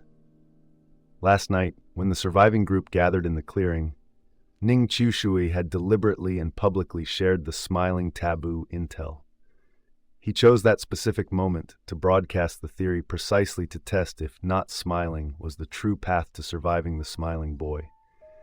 But judging by the bloody aftermath this morning, it definitively was not. 3 people had been brutally slaughtered last night. If their deaths were triggered solely because they had smiled at some point over the past 2 days, drawing the Wraith's attention, then Gu Dongcheng's continued survival was a glaring, impossible paradox. Because he had also smiled, yet he remained completely unharmed. Not only was he unharmed, but it was highly probable that Gu Dongcheng hadn't even caught a fleeting glimpse of the smiling boy. The dead chosen ones and the living student perfectly demonstrated that the smiling boy's lethal targeting mechanism had absolutely nothing to do with whether its victim smiled or not. Ning Chushui and Yuru carried their trays over and sat down directly across from Gu Dongcheng. "Good morning." Looking up and seeing Ning Chushui's familiar face, Gu Dongcheng froze in shock, instantly choking on his kanji. "Cough! Cough! Cough!" He coughed violently for a long time before finally catching his breath. His face flushed bright red. He glared at the two of them and rasped in sheer exasperation. "Motherfucker! Why the hell is it you two again?" Ning Chushui smiled pleasantly. "What's wrong? Aren't you happy to see us?" Seeing the smile on Ning Chushui's face, Gu Dongcheng's expression instantly warped in terror. He frantically hushed Ning Chushui. "Don't smile. Are you trying to get the smiling boy's attention?" Ning Chushui simply shrugged indifferently. "It's fine. By the way, today is Wednesday. The library should be open, right?" Gu Dongcheng nodded cautiously. "Yeah. The library is open Mondays, Wednesdays, and Fridays. I think it usually opens around 9 or 10 in the morning. I'm not entirely sure. It's not like I've ever actually been inside. I just usually see the doors unlocked when I walk past after morning classes."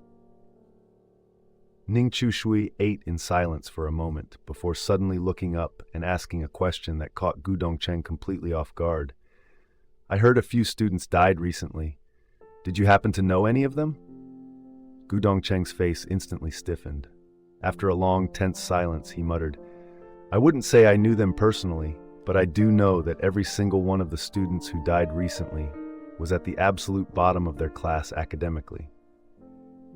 The school administration claims they couldn't handle the crushing academic pressure, suffered severe mental breakdowns, and committed suicide. But every student in the school knows it was the work of the smiling boy. With that, he nervously checked his watch, drastically increased his eating speed, shoved the last few bites of his steamed bun into his mouth, mumbled an excuse about being late for class, and sprinted toward the cafeteria exit. After he fled, Yuru couldn't help but remark, why would the Wraith specifically target underperforming students? That's incredibly bizarre. Furthermore, if their deaths were as horrific and grotesque as the rumors say, how could the police possibly rule them as suicides? Ning Shui replied methodically, the apocalyptic world behind the crimson doors operates on entirely different logic than the real world outside the mist. Since the murders are committed by a supernatural wraith, the police physically cannot uncover the true killer or the actual cause of death. Therefore, the system essentially forces them to rule it as suicide to maintain the illusion of normalcy. Additionally, the timeline here is distorted. The college entrance exams in this Crimson Door world are likely scheduled 2 or 3 months later than in our reality. As for the smiling boy, I highly doubt it's deliberately targeting underperforming students. It's more likely that he reached the crux of his deduction, then abruptly stopped. Yuoru grew incredibly anxious. More likely what, Brother Chushui? Ning Chushui looked at her thoughtfully, then smiled dismissively. Nothing. Just a baseless, unverified theory. Let's finish eating and head to the library. There are bound to be critical clues hidden inside.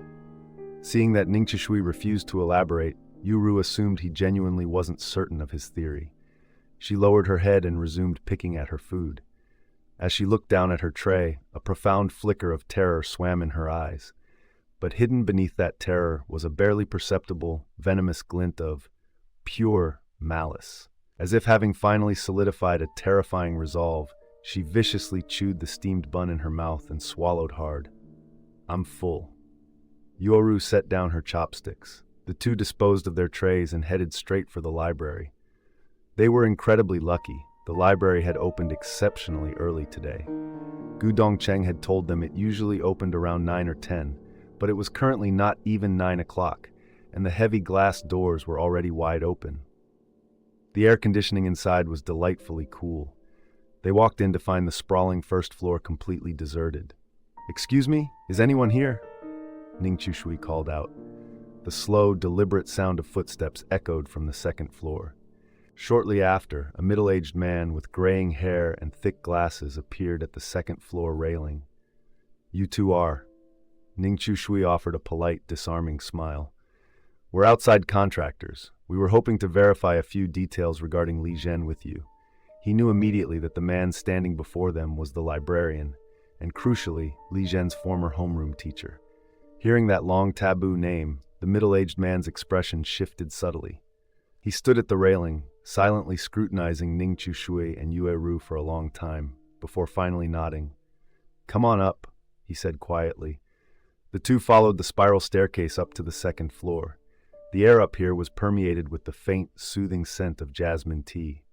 The middle-aged man drew the blinds, pulled up 2 chairs opposite a small tea table, and the 3 of them sat down. He poured them each a cup of tea. Are you 2 relatives of Li Zhen? Faced with his direct question, Ning Chushui shook his head. No, we're just associates who have a vested interest in his case. We need to know exactly what happened back then. If they had asked any other staff member this question, they would have undoubtedly been violently thrown out. But to their profound surprise, the middle-aged man with the thick, dark brown square glasses remained incredibly calm and composed throughout the entire exchange. He took a slow sip of his jasmine tea, then let out a heavy, sorrowful sigh. The rope always snaps where it's thinnest, and misfortune always targets those who are already suffering. What happened back then was a profound, inescapable tragedy. Honestly, talking about it, it's a heavy knot in my heart. I was incredibly fond of that boy. I taught him for 3 full years. Over those 3 years, I watched him grow up. At this point, the middle-aged man's tone carried an unspoken, profound guilt. Li Zhen came from a single-parent household. Did you two know that? Ningqiu Shui and Yueru nodded, indicating they were aware. We do. His father died in a horrific accident when he was only 7 years old. His mother raised him entirely on her own. The middle-aged man sighed heavily. Yes, their lives were incredibly, unfathomably difficult. Li Zhen was a boy who smiled constantly. His mother was exactly the same. Every time I met with them, or whenever I tutored Li Zhen privately, they always wore bright, genuine smiles. At times, I was genuinely curious. One day, during a casual conversation, I asked Li Zhen, "What are you always smiling about?" His answer caught me completely off guard. He said, "I don't really know why I'm smiling, Mr. Wang, but my mom told me that if I smile at others, they will smile back at me. After my dad died, a lot of people bullied me and my mom.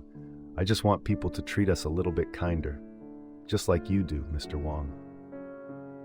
Recounting this memory, the middle-aged man felt his nose sting with unshed tears. To afford Li Zhen's tuition and living expenses, his mother had worked practically every back-breaking, grueling job imaginable. She was a woman in her early 40s, yet the brutal toll of manual labor made her look closer to 60.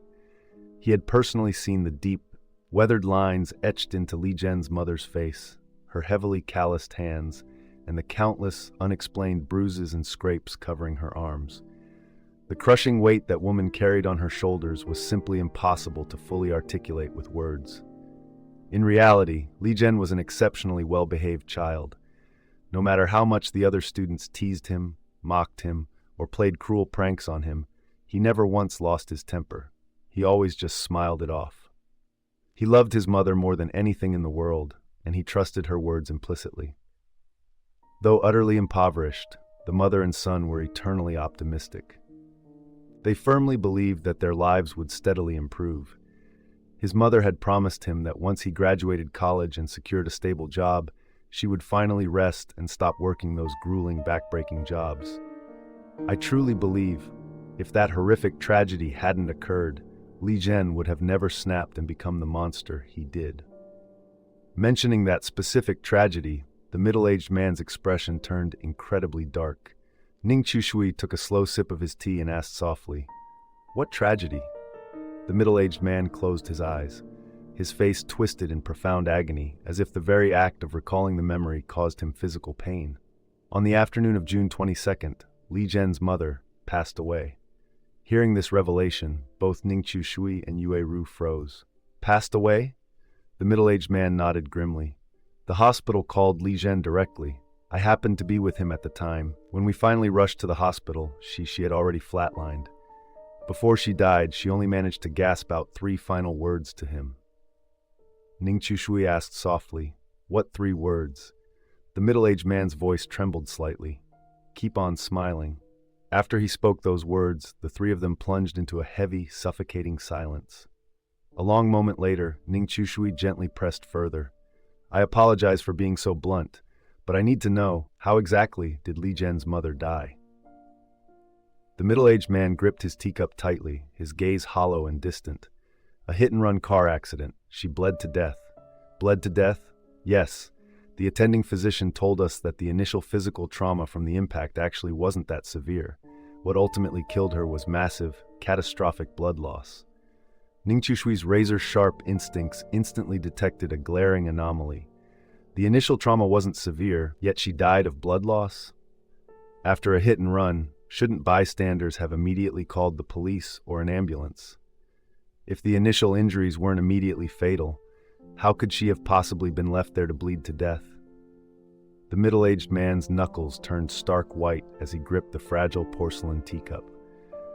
Because it happened during the early morning rush hour, she was struck while sweeping the streets. The driver immediately fled the scene. Although several office workers and pedestrians walked right past her, not a single one of them bothered to stop and make a phone call. Perhaps they were terrified of being late for work. Or perhaps they were terrified of getting entangled in a messy legal situation. Whatever their pathetic reasons, they all deliberately chose to take a detour around her bleeding body. By the time the hospital finally received an emergency call, more than half an hour had already passed. Recounting this horrific display of societal apathy, Ning Shui and Yuo Ru could palpably feel the suffocating, righteous fury radiating from the middle-aged man. He was absolutely enraged by the sheer sickening coldness of modern society. Simply stopping for 30 seconds to make a phone call, even if it meant being a few minutes late for work, could have saved a human life. Was it really that incredibly difficult? He couldn't fathom it. No one could. An entirely preventable, senseless tragedy had occurred simply because people couldn't be bothered to care. Afterward, I personally paid for her funeral arrangements. I intended to request a long leave of absence for Li Zhen to let him rest and properly grieve. I planned to visit his home every evening to personally tutor him so he wouldn't fall behind, but Li Zhen completely refused. He paused, and Ning Shui suddenly interjected, his eyes gleaming with sharp realization. I apologize for interrupting again, but I must ask, is June 23rd Li Zhen's birthday? The middle-aged man was visibly startled by the specific date. He nodded slowly. Yes. That day was indeed Li Zhen's birthday. I even bought him a small birthday cake. But because everything was so chaotic and rushed, I didn't have time to prepare a proper birthday card. Hearing this crucial detail, Ning Shui's eyes narrowed dangerously. In his mind, the fragmented, bloody puzzle pieces were finally rapidly snapping into place. Did Li Zhen's roommates frequently bully and abuse him? This time, the middle-aged man shook his head uncertainty. I honestly don't know for sure. That boy locked so much pain deep inside his heart. I had specifically asked him about his dorm life previously, but he always vehemently denied any issues, claiming his roommates treated him very well. But for him to snap and commit such an apocalyptic massacre, there must have been deep-seated, festering conflicts within that dormitory. If only I had noticed the signs earlier. With that, he buried his face in his hands, overcome with profound, agonizing remorse. Ning Shui understood perfectly well. The middle-aged man's crippling guilt stemmed directly from his deep, genuine affection for his former student. He had truly, deeply cared for that boy. Therefore, seeing a bright, promising student, who was on the verge of finally grasping a better future, abruptly plunge into a bottomless, demonic abyss, the middle-aged man naturally blamed himself. He firmly believed that his failure to adequately monitor and protect his student was the direct catalyst for this apocalyptic tragedy. Consumed by guilt, he had resigned from his position as homeroom teacher, choosing instead to exile himself to the quiet, forgotten role of a librarian. I think I finally understand the smiling boy's true motive for murder. As the countless, disparate clues seamlessly wove together in his mind, Ning Shui muttered to himself. The whisper was so faint that only he could hear it. Ning Shui still wasn't entirely clear on the exact mechanics of being targeted by the smiling boy. There were simply too many possibilities. It could be as simple as stepping foot inside the abandoned dormitory. It could be tied to past acts of bullying or cruelty. Hell, merely existing within the physical boundaries of Changchun High School might be enough to trigger it. However, being targeted didn't necessarily guarantee immediate execution. From the middle-aged librarian's melancholic tale, Ning Shui felt he had finally grasped the root cause of the smiling boy's apocalyptic obsession. I have one final question. Are you familiar with the urban legend of the smiling boy currently circulating the campus? At the mention of the smiling boy, the middle-aged man's movements noticeably stiffened. Is that the real reason you two sought me out? If so, I'm afraid I have to apologize, because this specific matter is completely beyond my ability to resolve.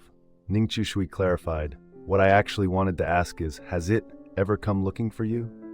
The middle-aged man was visibly taken aback. He fell into a prolonged, heavy silence. Yes.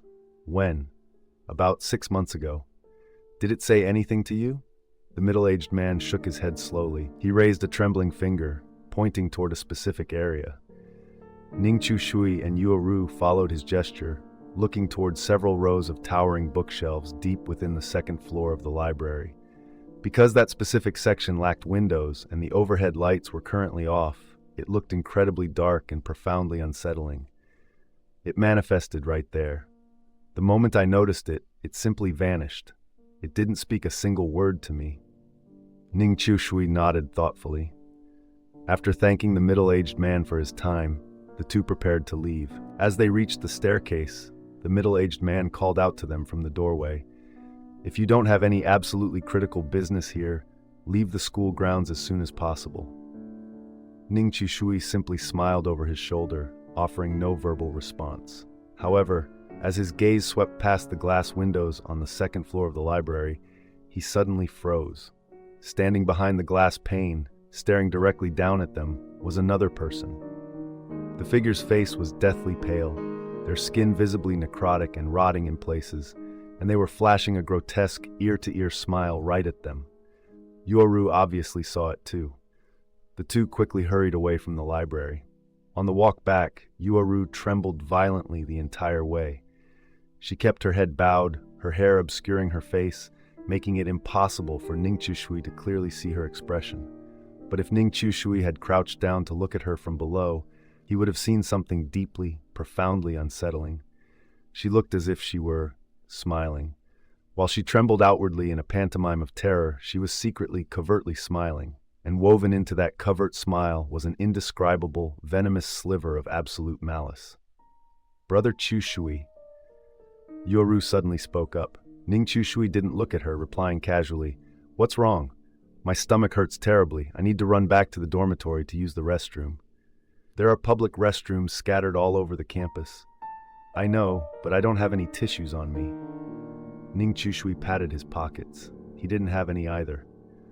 "All right then. Do you need me to go with you?" "No, it's fine, thank you. It's almost lunchtime anyway. You go ahead and grab a table at the cafeteria. I'll come find you as soon as I'm done." Yoru offered Ning Qiushui a polite, strained smile before hurrying off toward the dormitories. Watching Yoru's retreating figure, the gentle, accommodating facade on Ning Qiushui's face completely vanished. His eyes turned incredibly dark and profound, his mind racing with calculated thoughts. They had spent a considerable amount of time at the library. Since it was almost noon, Ning Qiushui headed to the cafeteria alone to grab lunch. He sat down in his usual spot. Not long after, a familiar face awkwardly shuffled over and sat down nearby. "Hey, big bro, why isn't that pretty lady with you today?" Gu Dongcheng asked, genuinely curious. Every other time they had crossed paths in the cafeteria, Ning Qiushui and Yoru had been inseparable. But today, Ning Qiushui was eating entirely alone. She had to run back to the dorm for a minute. She'll be here soon. "Oh." Gu Dongcheng nodded and focused on his food. "By the way, Dongcheng, let me ask you something. Over the past few days, have you noticed anything unusual happening around you?" Hearing this question mid-bite, Gu Dongcheng immediately looked up, a flicker of surprise in his eyes. "Unusual? Not really, I don't think so. The teachers and the other students all seem perfectly normal." "Why do you ask?" Ning Qiushui nodded slowly. "Nothing. Just eat your lunch." He had just definitively verified his theory with Gu Dongcheng. Gu Dongcheng had demonstrably smiled, yet he hadn't been targeted by the smiling boy. As expected, the campus rumors couldn't be trusted as absolute truth. Yoru soon arrived at the cafeteria. She grabbed her food and sat down next to Ning Qiushui. Her hands were trembling slightly. Gu Dongcheng seemed to notice her tremors. He suddenly dug into his backpack, pulled out a small tin of grape-flavored glucose candies, and offered them to Yoru. "Did you skip breakfast? Whenever I skip breakfast, I get super dizzy and my hands start shaking like that. A little glucose usually fixes it right up." Yoru stared at the tin of candies Gu Dongcheng was offering her. She froze for a split second before hastily waving her hand in refusal. "I didn't skip breakfast, and I'm not dizzy. I just had a really bad bout of diarrhea, so I'm feeling a little weak." Gu Dongcheng nodded in sudden, awkward realization. Then he muttered softly under his breath, I guess pretty girls get diarrhea too. Gross." Naturally, neither Ning Qiushui nor Yoru heard this profound observation. After finishing lunch, Gu Dongcheng headed back to his dorm for a midday nap. Yoru then turned to Ning Qiushui and asked, "Brother Qiushui, we've managed to uncover a substantial amount of the truth behind the massacre. Have you figured out the path to survival yet? Ning Chishui glanced at her and threw a question back. What exactly is our assigned task? Yuru recalled the prompt. Survive for 5 days at Changchun High School. So, what do we actually need to do to guarantee our survival for those 5 days? Faced with Ning Chishui's Socratic questioning, Yuru was initially stumped before instinctually replying, we need to successfully escape from the smiling boy whenever it tries to kill us. To her surprise, Ning Chishui shook his head firmly. Wrong. Yuru was bewildered. I'm wrong? Ning Chishui pointed toward the distant, locked school gates. For these 5 days, we are physically trapped here. We cannot leave the campus grounds. Inside the crimson doors, the supernatural power of a wraith is fundamentally incomprehensible. Once it locks onto a target and decides to execute them, absolutely nothing, short of a powerful ghost artifact, can stop it. Let alone trying to outrun it. The school is only so big. Where exactly do you think you can hide? Yuru bit her lip nervously. Then what are we supposed to do?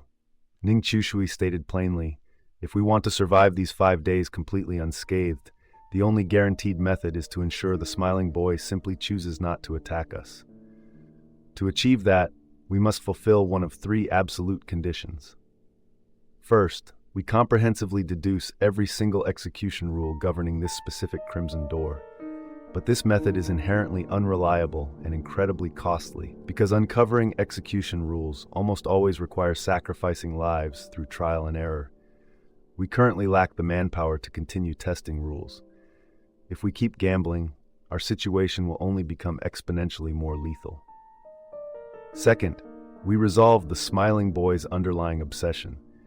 While I don't fully comprehend the exact existential nature of the wraiths behind the crimson doors, experience dictates that once their dying grudge or core obsession is laid to rest, they cease their indiscriminate slaughter. At least that held true for the first few doors. This is precisely why we must meticulously investigate the truth behind the original tragedy. Listening intently, Yuru slowly raised her head, locking eyes with Ning Chishui. She asked, "And the third condition?" Ning Chishui delivered a line so chillingly detached that it made Yuru's blood run cold. We slaughter absolutely everyone else until we are the only ones left. Hearing this third condition, Yuru visibly stiffened. Ning Chishui didn't seem to notice her reaction, continuing his chilling monologue. The initial number of chosen ones entering this crimson door exceeded 10. Therefore, if the death toll rises until only one single survivor remains, it will trigger the hidden 1/10 rule. The crimson door system will bind the primary wraith with heavy supernatural chains. Under those restricted conditions, let alone actively slaughtering anyone, the smiling boy would struggle just to manifest and scare someone. We must fulfill at least one of these 3 absolute conditions if we want to walk out of this crimson door alive. The first and third conditions are incredibly difficult and costly to achieve. Only the second condition is relatively feasible. Currently, we've managed to uncover a significant portion of the truth behind the original massacre, and we have a solid grasp on the root cause of Li Zhen's obsession.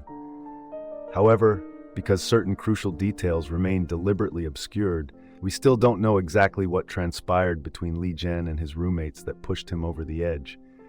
Therefore, my theory regarding the exact path to survival remains just that, a working theory, not a definitive answer.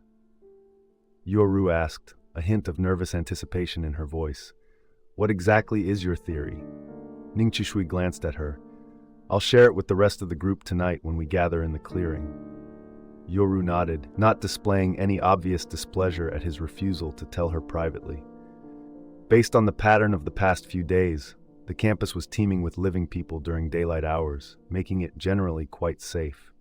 Even if the smiling boy managed to manifest, its power was severely diluted. It could only resort to psychological terror and couldn't actually initiate a lethal attack. The true, apocalyptic nightmare only began when the sun set on each of these 5 days. They finally waited out the long afternoon. After a tense dinner, the group immediately returned to the desolate clearing in front of the abandoned dormitory, waiting in anxious silence. Before long, the other surviving chosen ones trickled back. Everyone's expression was a unique mask of exhaustion and dread. Did anyone manage to uncover any actionable intel today? I'm willing to trade the clues I found. Nanji, the veteran with the twin ponytails, spoke up, her voice laced with unconcealed anxiety. Last night, her roommate had been brutally slaughtered. Now left entirely alone, a profound, suffocating sense of vulnerability threatened to consume her. Watching her companions being systematically butchered one by one, and knowing full well that a psychopathic murderer was hiding among them, someone who could slip a lethal birthday card into her room at any moment, it was impossible for Nanji not to be terrified. Furthermore, they were more than halfway through the allotted time limit, yet she still hadn't grasped even a sliver of the true path to survival. Right now, her only desperate desire was to find that path and escape the smiling boy's apocalyptic scythe. Did anyone manage to get inside the library today? Ning Chushui asked the group. Chen Ruan, her boyfriend Yang Dong, and Nanji all raised their hands. Huang Hui remained seated, his expression as dark and venomous as ever, glaring at the group as if he wanted to devour them alive. Did you find anything? Chen Ruan shook her head in frustration. No. The library is packed with useless textbooks and reference materials. There wasn't a single shred of actionable intel. Ning Chushui pressed, Did you try speaking with the librarian? Chen Ruan looked momentarily confused. You mean that old guy with the graying hair? Why the hell would we talk to him? He's just a glorified book sorter. What could he possibly know about the hauntings? Ning Chushui was momentarily speechless. He honestly couldn't tell if these people were genuinely this incompetent or if they were deliberately playing dumb. They had all survived at least 3 Crimson Doors to get here. How could their investigative instincts be this appallingly shallow? However, Chen Ruan's boyfriend, Yang Dong, quickly interjected. Actually, I spoke privately with the librarian about the smiling boy, rumors. I managed to piece together most of the truth regarding the original massacre, but honestly, none of it seems particularly helpful in determining our actual path to survival. Nanji agreed. Exactly. Knowing the tragic backstory is useless right now. We need to figure out how to actually survive the night. Ning Chishui remained silent for a long moment before speaking. Li Zhen harbored a very specific, tragic obsession. While I cannot guarantee with absolute certainty that this is the definitive path to survival, if you find yourselves cornered with absolutely no other options, it might be worth attempting. Hearing this, a desperate glimmer of hope ignited in everyone's eyes. What obsession? Ning Chushui explained methodically. The reason Li Zhen constantly smiled at everyone was because he desperately craved receiving a genuine smile in return. While he was alive, his deepest, most fervent hope was that people would simply treat him and his struggling mother with a little bit of kindness. The roommates he brutally butchered, it's highly probable that they relentlessly mocked or ignored him when he smiled at them. If you find yourselves targeted by Li Zhen tonight, you might try simply smiling back at him. Hearing this theory, Yang Dong immediately voiced his agreement. That actually makes a lot of terrifying sense. I caught a glimpse of those wraiths in the corridor yesterday.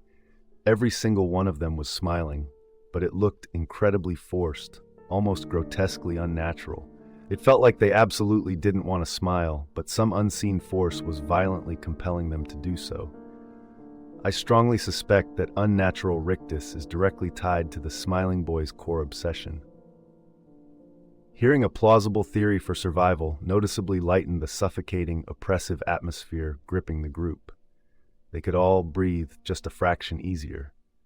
There is one other critical issue we need to address, the handmade birthday card. Ning Chushui continued, his voice dropping an octave. When Li Zhen celebrated his final birthday, the only person who acknowledged it was his homeroom teacher, who bought him a small cake. However, the teacher explicitly confirmed there was no birthday card included. Yet, the smiling boy harbors an apocalyptic, murderous grudge associated with that specific card. Therefore, I hypothesize that the handmade birthday card was actually a cruel, mocking prop used by his roommates to maliciously humiliate him. Listen to me very carefully. Tonight, before you go to sleep, meticulously tear your rooms apart. Check every single corner. Do not allow anyone to covertly plant that lethal curse on you. And I sincerely hope none of you forget, Systematically slaughtering every single one of your teammates is also a perfectly viable method to clear this crimson door. Ning Chushui's sharp gaze swept over the group, finally locking on to Huang Hui. Meeting Ning Chushui's intense stare, Huang Hui ground his teeth and snarled, "What the fuck are you looking at me for?" "I already told you, I don't have that goddamn card." Chen Ruan, clearly despising the man, let out a cold, mocking laugh. The word of an admitted murderer isn't exactly a gold standard of trustworthiness. For all we know, you're just frantically trying to cover your own tracks. Wang Hui exploded in fury. "They always say women are all tits and no brains, but you're a real eye-opener. You ain't got either. I was the one who publicly exposed the existence of the card in the first place.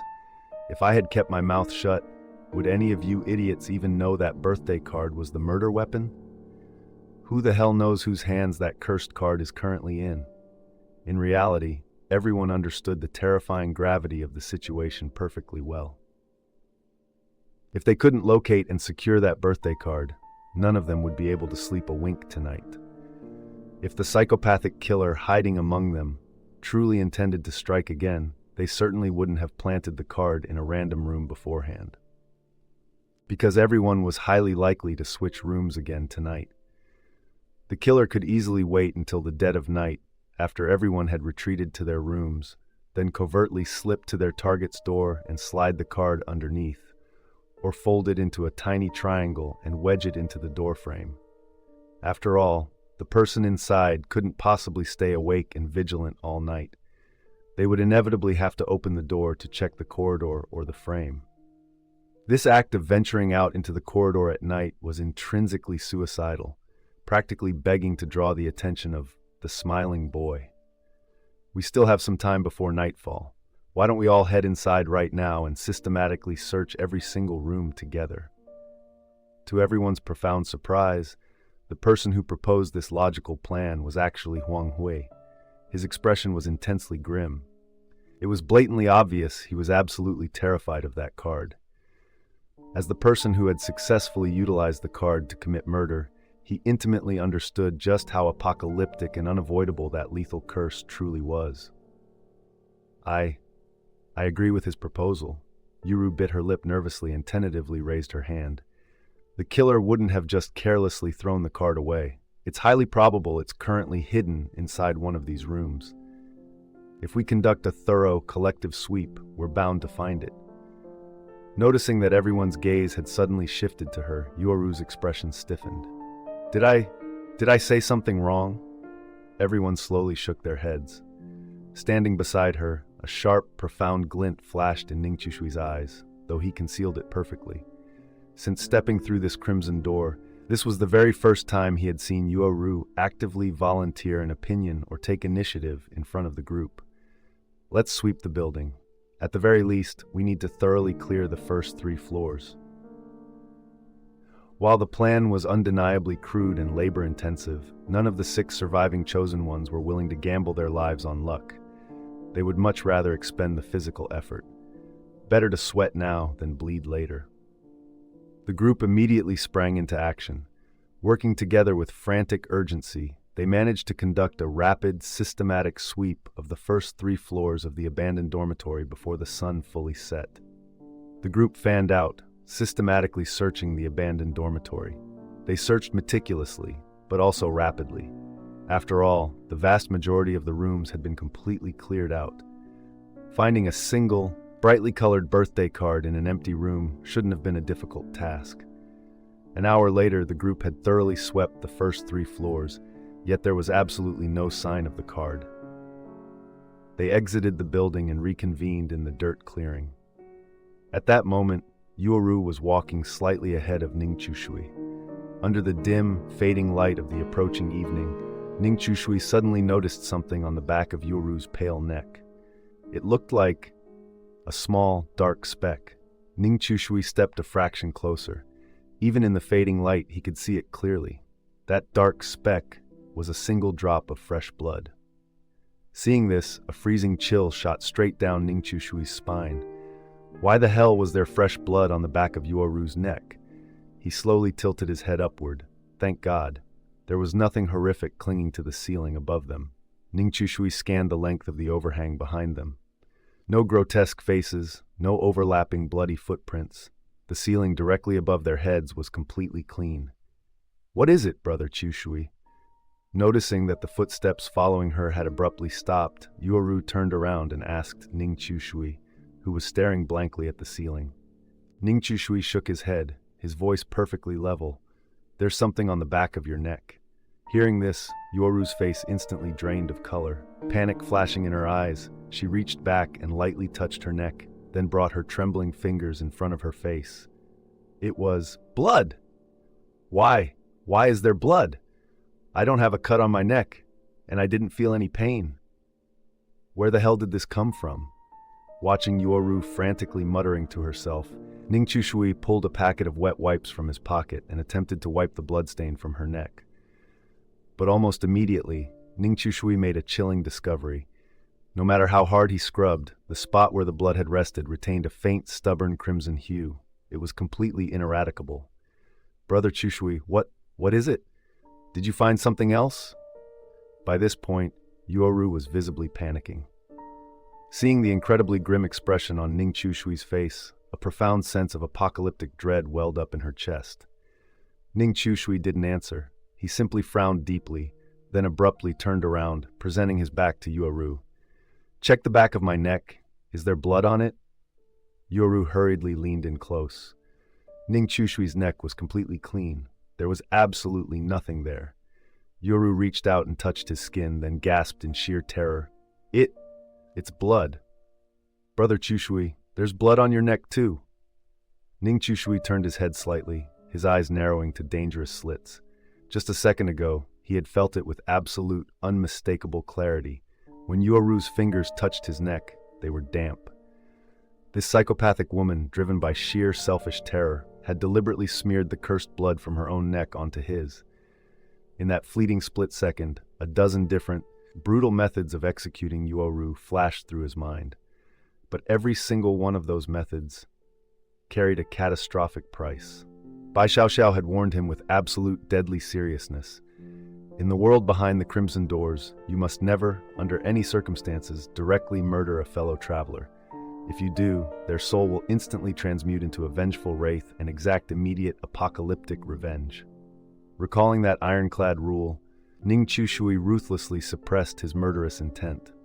He pulled out another wet wipe, handed it to Yoru, and said flatly, "Try wiping it off." Having just committed an act of sheer treacherous malice, Yoru's heart was hammering violently against her ribs. Terrified that Ning Chushui had noticed her deliberate smear, she frantically snatched the wet wipe from his hand. She scrubbed at his neck for a moment, her voice noticeably less panicked than before. "It won't come off, Brother Chushui. What do we do?" In Yoru's twisted logic, dragging someone else down with her was infinitely better than facing the curse alone. Even if they were ultimately doomed, at least she wouldn't die in isolation. Ning Chushui narrowed his eyes and replied coldly, "It's highly probable this is the mark, the signal that the smiling boy has officially locked onto us. If you get marked with this ineradicable blood during the day, it will inevitably come for you at night." Hearing this absolute confirmation, Yuru's face turned an even sicklier shade of pale.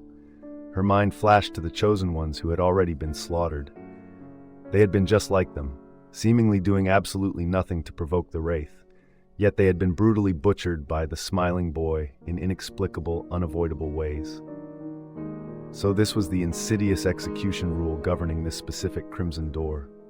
I should have realized it sooner. On the very first day, when we were investigating the first floor, those bloody footprints manifested on the ceiling. A single drop of blood fell, but you managed to dodge it. If I hadn't dodged that drop of blood, I would have been slaughtered on the very first night.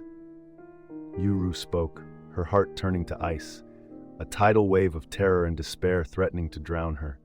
She honestly hadn't done anything to provoke it. Why had a drop of blood suddenly appeared on her neck? Outside, the sky darkened rapidly. As the sickly yellow street lamps flickered to life, the horizon was swallowed by a deep, suffocating gloom. The group gathered in the dirt clearing outside, sitting cross-legged in a tight circle, waiting in tense, heavy silence. It was still relatively early compared to their usual bedtime. To maximize their perceived safety, the group collectively decided to remain outside a while longer. At the very least, being surrounded by the others offered a fragile psychological comfort. Ning Chushui didn't hide the truth. He bluntly informed the group about the ineradicable bloodstains on his and Yuru's necks, urging everyone to thoroughly check themselves. They quickly verified that no one else bore the cursed mark. The remaining 4 survivors subconsciously shifted slightly further away from Ning Chushui and Yuuru, terrified that the lethal curse clinging to the two might somehow be contagious. Looks like the Grim Reaper is collecting his dues again tonight. Huang Hui's tone was as caustic and mocking as ever. Surprisingly, it was Chen Ruan, who had previously been incredibly sharp and defensive, who offered them a sliver of comfort. Don't panic just yet. We can't confirm with absolute certainty that this is the Smiling Boy's mark. Furthermore, even if it is, it doesn't guarantee you'll die tonight. After all, we've likely deduced the path to survival, right? If it truly comes for you tonight, you can test the theory, smile back at it. If it works, you survive, and by extension, we all survive. Judging by her tone, it was clear Chen Ruan genuinely didn't want Ning Chushui or Yuoru to die.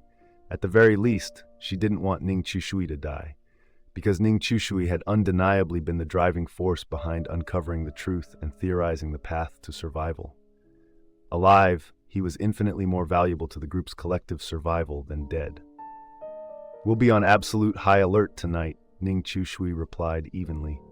Additionally, I must reiterate, everyone needs to remain hyper-vigilant regarding that birthday card. Just because we didn't find it absolutely doesn't mean it isn't still inside the building. Ning Chushui's tone carried a profound, chilling weight. The others almost felt a bizarre collective hallucination. It felt as if Ning Chushui already knew exactly where the card was hidden, but no one dared to press the issue. After all, if Ning Chushui actually knew, there was zero chance he would freely volunteer that information. Soon, it was past 10 p.m. The campus was completely swallowed by the pitch-black night. Not a single living soul could be seen anywhere on the sprawling grounds. The group slowly, reluctantly filed back into the cursed dormitory, preparing to endure another night of terror. Yuoru trailed nervously behind Ning Chushui as they ascended to the second floor. Walking down the shadowy corridor, her eyes remained fixed on Ning Chushui's back. Her gaze wildly oscillated between raw, visceral terror and absolute, venomous malice. It looked as if she had finally finalized a desperate, apocalyptic decision. Tonight, Ning Chushui had changed to a different room yet again. Driven by the old adage, one can never be too guarded against others, his decision to constantly rotate sleeping quarters appeared perfectly logical to Yuoru. Even a cunning hare digs 3 burrows. However, what truly astounded Yuoru was that, despite knowing full well the ineradicable blood stain on his neck was highly likely a lethal tracking mark placed by the Smiling Boy, Ning Chushui still managed to fall asleep incredibly fast tonight. Shortly after lying down, the steady, rhythmic sound of his breathing, punctuated by soft, occasional snores, drifted through the quiet room. If this were Yueru's first time interacting with Ning Chushui, she would have absolutely assumed he was merely feigning sleep. But after spending 2 nights in close proximity, she realized the man's sleep quality was simply that abnormally robust. The moment his head hit the pillow, he could genuinely drift off within minutes. Glancing at Ning Chushui's peaceful, slumbering face, Yuoru cursed viciously in her heart. Motherfucker, is this guy a pig? How can he sleep so deeply? She glanced down at the glowing screen of her phone. It was exactly 11 p.m. Based on her observations and the terrifying timeline established over the past 2 nights, the Smiling Boy consistently manifested its lethal anomalies only after midnight, which meant she had exactly 1 hour to execute her plan. Yuoru slowly reached into her opposite pants pocket. Resting inside was a piece of stiff cardboard, meticulously folded. Her fingers brushed against the cardboard, and Yuoru felt her heart begin to hammer violently against her ribs. She swallowed hard, slowly turning her head to stare at Ning Chushui lying on the adjacent bunk, and called out softly, "Brother Chushui, wake up! Brother Chushui! Brother Chushui!" She called his name several times in succession, but Ning Chushui showed absolutely no sign of waking. Only then did her frantically racing heart finally begin to settle. A profound, venomous glimmer of malice surfaced in her usually clear, innocent eyes. "You can't blame me. None of you can blame me. I just want to survive. None of us did anything wrong. Why should I be the one who has to die? I just want to live. I just want to live. I don't want to die." She muttered these justifications obsessively, like a person possessed. She was desperately trying to hypnotize her own conscience. "Sister Chu told me. Sister Chu promised me. As long as the rest of you die, as long as you all die, I will survive." Rapidly, a grotesque, manic smile twisted Yueru's delicate features. She carefully pulled back her quilt, and without bothering to put on her shoes, silently slid out of bed barefoot. Yueru approached Ning Chushui's bunk first. After verifying that he was still deeply asleep, she pulled the meticulously folded cardboard from her pocket, gently lifted the edge of Ning Chushui's quilt, and slid the lethal curse underneath. Next, she crept to the door, slowly and silently turning the handle. She peeked her head out, her eyes scanning the pitch-black corridor. Confirming the hallway was completely empty, she ground her teeth, summoned every ounce of her remaining courage, and stepped alone into the suffocating gloom. She crept 3 doors down the hall and stopped. First, she carefully peered through the small glass observation window to verify the room was occupied. Then she reached back and pressed her fingers against the fresh blood stain on the nape of her neck. This cursed blood was fundamentally ineradicable. Even if you scrubbed it clean with wet wipes, the blood would physically regenerate and seep back out of the pores a short while later. Yoru's plan was brutally simple. She was using the cursed, regenerating blood from her own neck to systematically smear the doorframes of the other survivors. Watching the wooden doorframe before her slowly stain a rusty crimson in the dark, Yuru smiled in deep satisfaction. She smiled incredibly happily. Her task complete, she moved to the next targeted room, repeated the process, then silently retreated to her own room, gently closed the door, and slipped back into bed. Yueru was completely immersed in the dark triumph of her malicious masterpiece. She was entirely oblivious to the fact that, hidden in the pitch-black shadows of the corridor, a pair of incredibly cold, profound eyes had been watching her every single move. If she had been even a fraction more observant, she would have undoubtedly noticed the figure lurking in the dark. It was Ning Chushui, who had supposedly been in a deep sleep. Waiting until Yueru had firmly shut her door, Ning Chushui stepped silently out of the shadows and approached her room. He pulled out the handmade birthday card Yueru had just planted under his quilt, meticulously folded it into a tight, sharp triangle, and firmly wedged it into the narrow gap of Yueru's doorframe. His counterstrike complete, Ning Chushui returned to the empty room he had originally intended to sleep in tonight, and silently awaited the apocalyptic judgment of the night. The minutes ticked by in agonizing suspense. Lying in bed, Yuru couldn't suppress the frantic, anxious fluttering of her heart. Her actions tonight weren't born of sudden, impulsive malice. She had mentally rehearsed this exact sequence of events countless times. An experienced veteran in her ghost dwelling had once taught her a critical survival rule. In multi-day Crimson Door survival tasks, the primary wraith often operates under a strict daily kill quota. Generally speaking, the wraith rarely slaughters more than 3 chosen ones per night. While this rule wasn't absolute, it held true in over 98% of recorded instances. It was a terrifying truth paid for with the blood and lives of countless predecessors. And what Yueru had set out to accomplish tonight was brutally straightforward. She intended to proactively assist the smiling boy in fulfilling its kill quota by offering up 3 specific victims, meticulously excluding herself. By ensuring the wraith reached its quota elsewhere, her own probability of surviving the night would skyrocket. Her primary target was, naturally, Ning Chushui. Both of them had been marked by the ineradicable, cursed blood. Under these identical conditions, the smiling boy's baseline aggression toward them should theoretically be equal. But now, Ning Chushui was also in possession of the lethal birthday card. Therefore, the wraith would absolutely prioritize hunting Ning Chushui first. Next, assuming the smiling boy utilized the cursed blood as a homing beacon, she had aggressively smeared that exact same blood all over the doors of Huanghui and Nanji. The sheer volume of the curse concentrated on their rooms would undoubtedly make them far more enticing targets than her. If her apocalyptic calculations held true, the three people dying tonight would be Ning Chu-shui, Huang Hui, and Nan Ji. As for the couple on the third floor, she would deal with them later. At the very least, tonight, her survival was absolutely guaranteed. Don't blame me. Blame your own terrible luck. I didn't want to kill you, but I really don't want to die. Yuru muttered continuously in the dark, the sheer magnitude of her treachery clearly causing her severe psychological distress. But if given the choice to do it all over again, she wouldn't hesitate for a second. Happy birthday to you. Happy birthday to you. Happy birthday to you.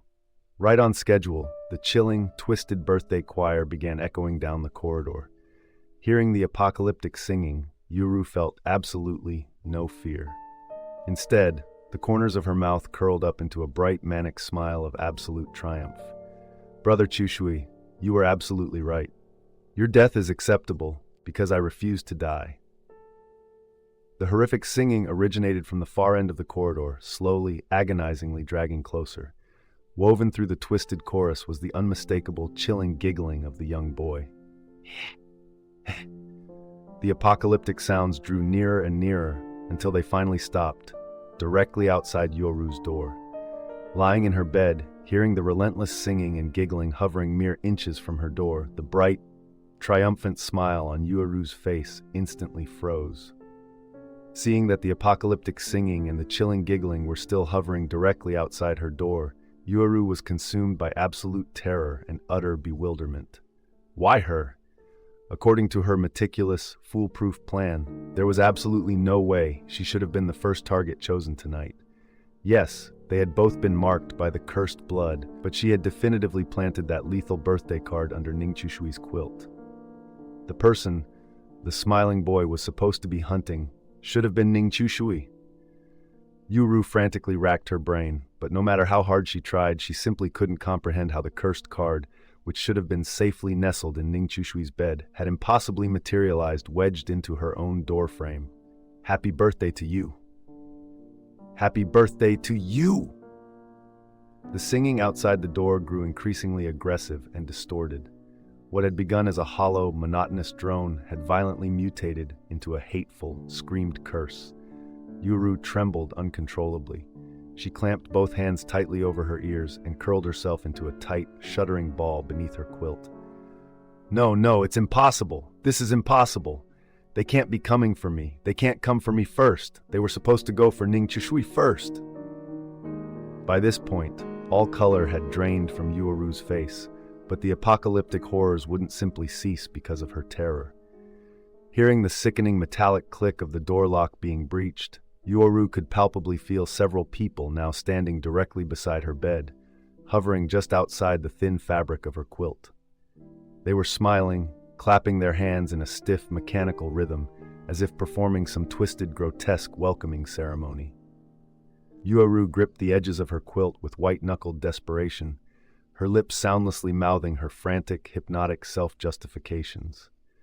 Soon after, the mechanical clapping beside her bed abruptly stopped. Yuru waited in agonizing silence for a long time, but she didn't hear any further supernatural sounds. Her frantically hammering heart began to settle marginally, but she still absolutely refused to lift the quilt and peek outside. She hadn't forgotten the apocalyptic consequences of her impulsive curiosity the previous night. She cemented her resolve. No matter what horrors transpired tonight, she would absolutely not look outside the covers. However, huddled completely within the dark cocoon of her quilt, Yuru quickly realized something was profoundly wrong. Namely, she didn't feel the slightest bit of warmth under the heavy blanket. Instead, she was engulfed by a freezing, bone-deep chill. Suddenly, the crystal-clear giggling of a young boy echoed directly from inside her quilt. Yuru's brain instantly froze. She suddenly recalled a classic horror movie she had watched years ago, The Grudge. In that movie, the ghost had abruptly manifested underneath the covers and slaughtered the female protagonist. Could it be?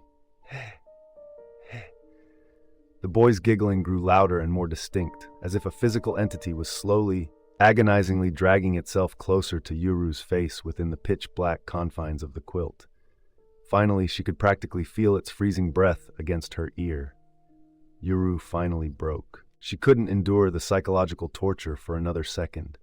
She let out a blood-curdling scream and violently threw the quilt back.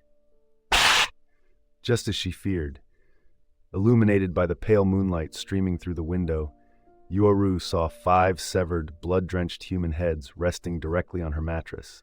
She couldn't feel their physical weight, but she could acutely feel the apocalyptic chill radiating from them. The 5 bloody heads simply stared at her, their lips stretched into grotesque, manic smiles, and standing right beside her bed was that familiar, sickeningly pale figure. Its necrotic skin hung loosely from its bones as it smiled silently, channeling every ounce of supernatural strength to stretch its facial muscles to the absolute tearing point. In its hand, it gripped a heavy, blood-soaked butcher knife. The sheer, concentrated terror of the scene nearly shattered Yuru's mind entirely. "It wasn't me. It wasn't me. You've got the wrong person. The person you're looking for is in room 217 and room 221. It's not me. It's not." Before Yuru could even finish her frantic, desperate babbling, her vision violently blacked out. When her consciousness abruptly returned, she found herself standing rigidly in the center of the dorm room. The 5 blood-drenched silhouettes surrounded her, each gripping a razor-sharp butcher knife, methodically and systematically slicing into her flesh.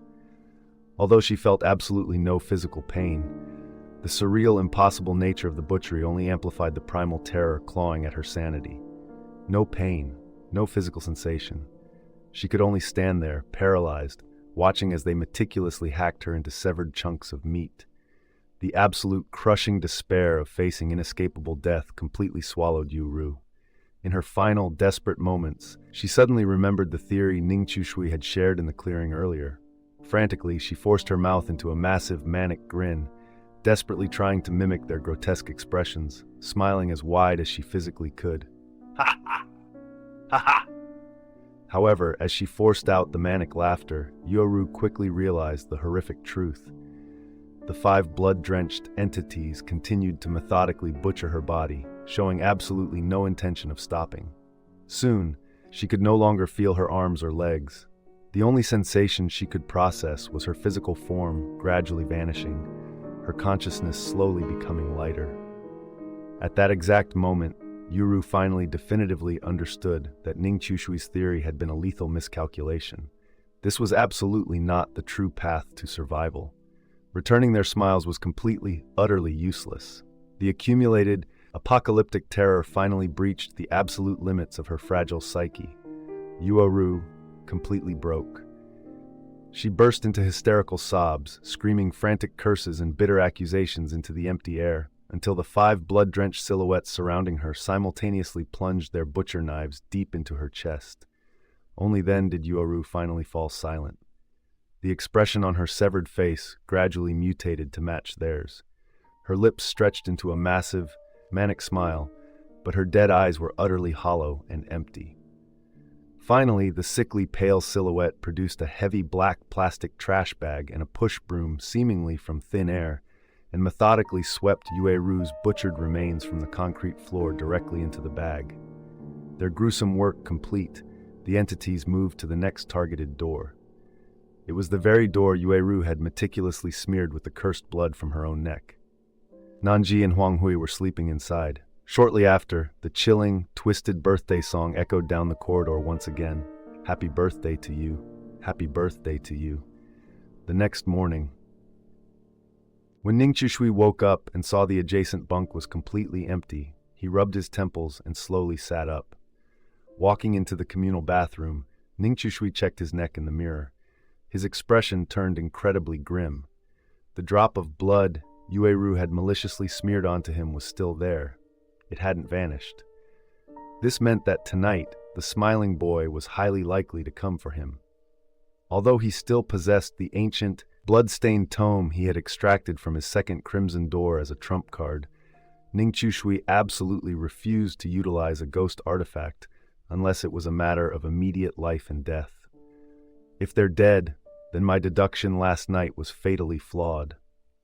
Pushing his door open, Ning Chushui proceeded to check the 2 rooms that had been occupied last night and retrieved the lethal birthday card. Seeing the massive black plastic trash bags resting on the desks and smelling the overwhelming metallic stench of fresh blood permeating the air, Ning Shui instantly knew that at least one person in each room had been brutally slaughtered. Last night in the clearing, he had deliberately and publicly announced his theory regarding the path to survival. He needed someone to volunteer as a guinea pig to verify it. At that exact moment, Ning Shui was absolutely certain the lethal birthday card was in Yuo Ru's possession. Therefore, it was guaranteed she would make her move during the night. She would either attempt to murder him or she would target the others. If Yuo Ru intended to kill him, she would inevitably have to sneak out of her bunk while he was asleep. All he had to do was wait for her to leave, intercept the card, and plant it on her doorframe instead. If she chose to target the others, that was perfectly fine as well. After all, everyone had heard Ning Shui's theory in the clearing. He hadn't deliberately lied to them.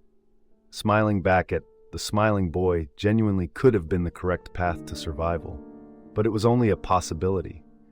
Ning Shui simply needed to utilize these walking corpses to empirically verify his hypothesis. If his theory was correct, he would inadvertently save their lives. If his theory was wrong, he lost absolutely nothing. Staring blankly at the massive black plastic trash bag containing Yuru's butchered remains, Ning Shui felt an eerie, absolute calm. He had given her a chance, but she had shown absolutely no remorse, fully intent on dragging everyone else down to hell just so she could be the sole survivor. Against that kind of venomous treachery, Ning Shui would never show the slightest sliver of mercy. Earlier, when he had descended to the first floor alone to search for the birthday card, Yuru had adamantly refused to accompany him. At the time, Ning Shui hadn't thought much of it. But when he exited the dormitory and saw her pale face glistening with sweat and heard her slightly ragged breathing, he instantly knew she wasn't just trembling in fear. She had just engaged in sudden, intense physical exertion. Coupled with the fact that the smiling boy hadn't immediately locked onto him when it manifested earlier, Ning Shui deduced the terrifying truth. While he was searching the first floor, Yueru must have slipped off her shoes, sprinted silently up to the second floor, infiltrated the butchered burly man's room, and stolen the cursed card. The reason the smiling boy hadn't immediately attacked him was because it was distracted by another presence in the adjacent corridor. A woman clutching its lethal birthday card. Naturally, Ning Shui hadn't exposed her treachery in front of the group. After all, he had practically used her as a human ticket to access this third crimson door for training purposes. But last night, she had forced his hand. Against someone actively plotting to murder him, Ning Shui would never hesitate to strike first. And now, not only Yueru, but another chosen one lay butchered in their room. He just didn't know yet whether the second victim was Huang Hui or Nanji. Leaving the blood-soaked dormitory behind, Ning Shui returned to the dirt clearing. Aside from himself, only 3 others were waiting there: Chen Ruyuan, her boyfriend Yang Dong, and Nanji. Seeing Nanji alive confirmed that last night's second victim had been Huang Hui. This specific outcome slightly subverted his expectations. It's just the 4 of us left. Seeing Ning Shui approach, Nanji couldn't stop trembling. Ning Shui nodded slightly. Yes. Yoru died last night. Chen Ruyuan looked at Ning Shui with a mix of curiosity and profound suspicion.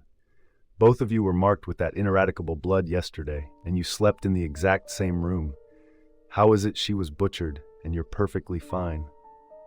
Ning Shui reached into his pocket, pulled out the crumpled, blood-stained birthday card and tossed it onto the dirt in front of them.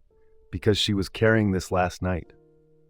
Seeing the cursed card, all color instantly drained from their faces. They stared at Ning Shui with absolute, paralyzing vigilance. Don't look at me like that. If I intended to murder you, you would have woken up to this card wedged in your doorframe tonight. Does anyone have a lighter? Burn it. Ning Shui concisely recounted Yueru's treacherous actions from the previous night. Nanji shuddered violently. Despite her generally mild temperament, she couldn't stop herself from cursing viciously. That psychopathic bitch. We didn't do a damn thing to her, yet she tried to butcher us all. I was wondering why my door frame was completely smeared with blood when I woke up this morning. I thought the smiling boy had marked it during the night, but it was that treacherous whore. She deserved to die. She absolutely deserved it. Yang Dong cautiously picked up the crumpled birthday card and clicked his lighter, holding the flame directly to the cheap cardboard. However, they quickly made a chilling discovery. The card absolutely refused to catch fire. What the hell? The card won't burn. Witnessing this blatant supernatural anomaly, a freezing chill gripped everyone's hearts.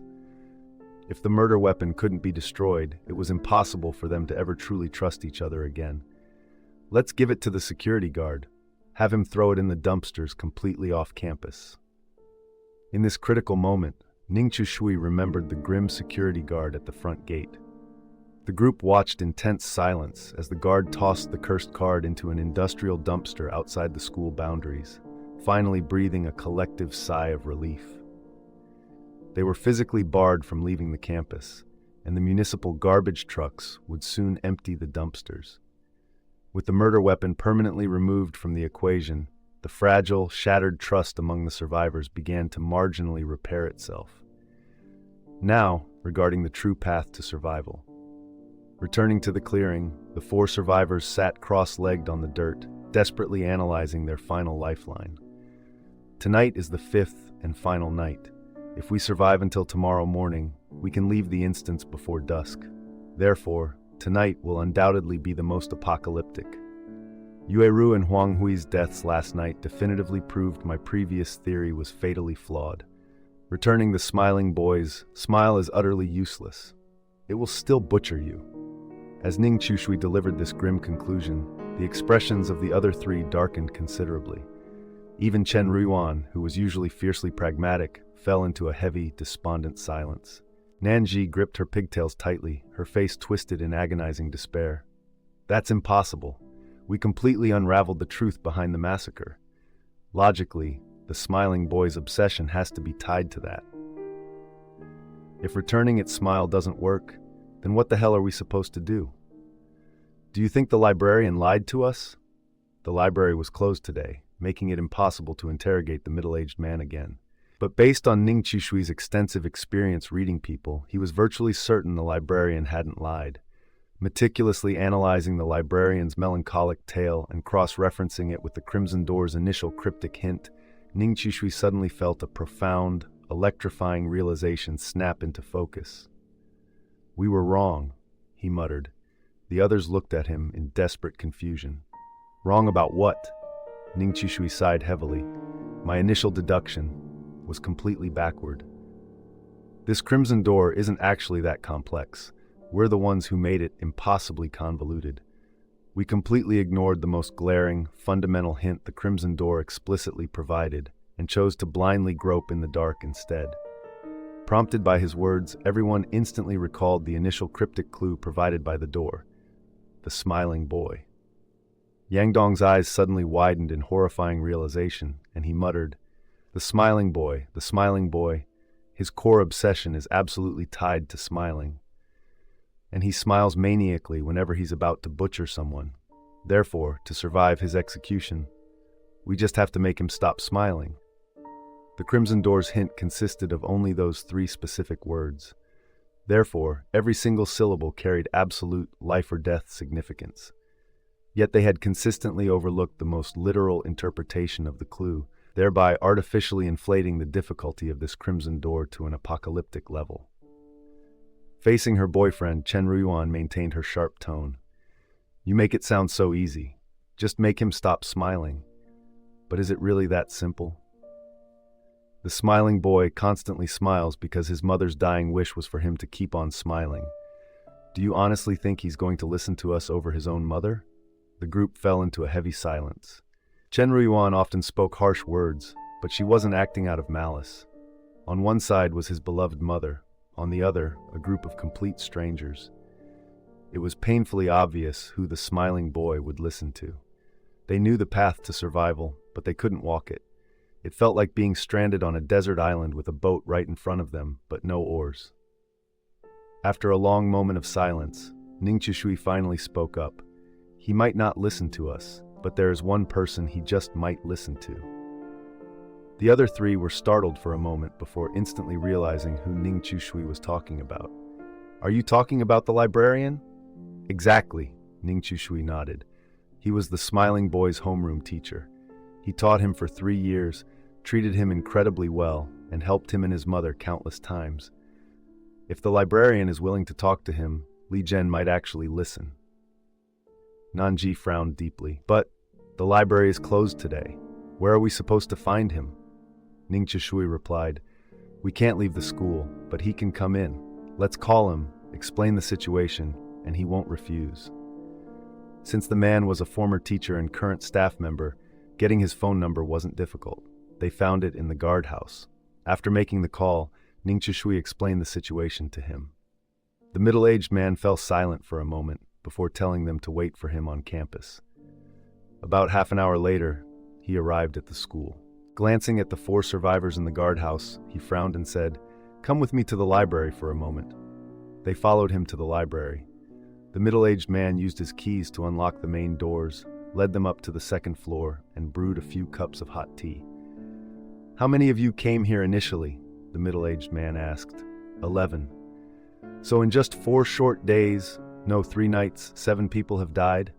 The 4 of them nodded slightly. "Yes." The middle-aged man's expression shifted slightly.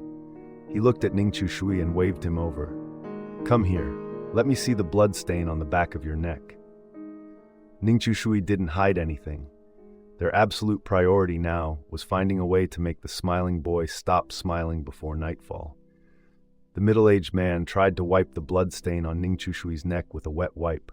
Unlike what everyone expected, this blood stain that couldn't be wiped off before was wiped clean once again by the middle-aged man's hand. Watching the blood stain on the wet wipe gradually vanish, the middle-aged man breathed a sigh of relief, a hint of sorrow in his eyes. I knew he still hadn't been able to let go. After I saw him behind the bookshelves in the library that day, I never saw Li Zhen again. I thought his wish was fulfilled and he had left, but I didn't expect he was still lingering somewhere in the school. For the past year, I've been wondering if things would have been different if I had just taken him home with me. Ning Chushui also told the truth. When we were leaving yesterday, we also saw him on the 2nd floor. I just don't know why he hasn't come looking for you.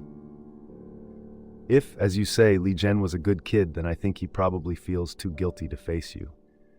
Hearing this, the middle-aged man froze, then let out a bitter laugh. Guilty? What does Li Zhen have to feel guilty about? I failed him. He didn't fail me. Ning Chushui shook his head. That's just what you think. Perhaps to Li Zhen, he feels he let you down after your 3 years of dedicated teaching. He let down the 3 years of devotion you poured into him.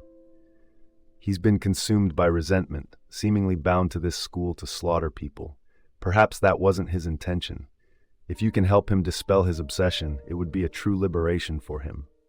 Hearing this, the middle-aged man fell into deep thought.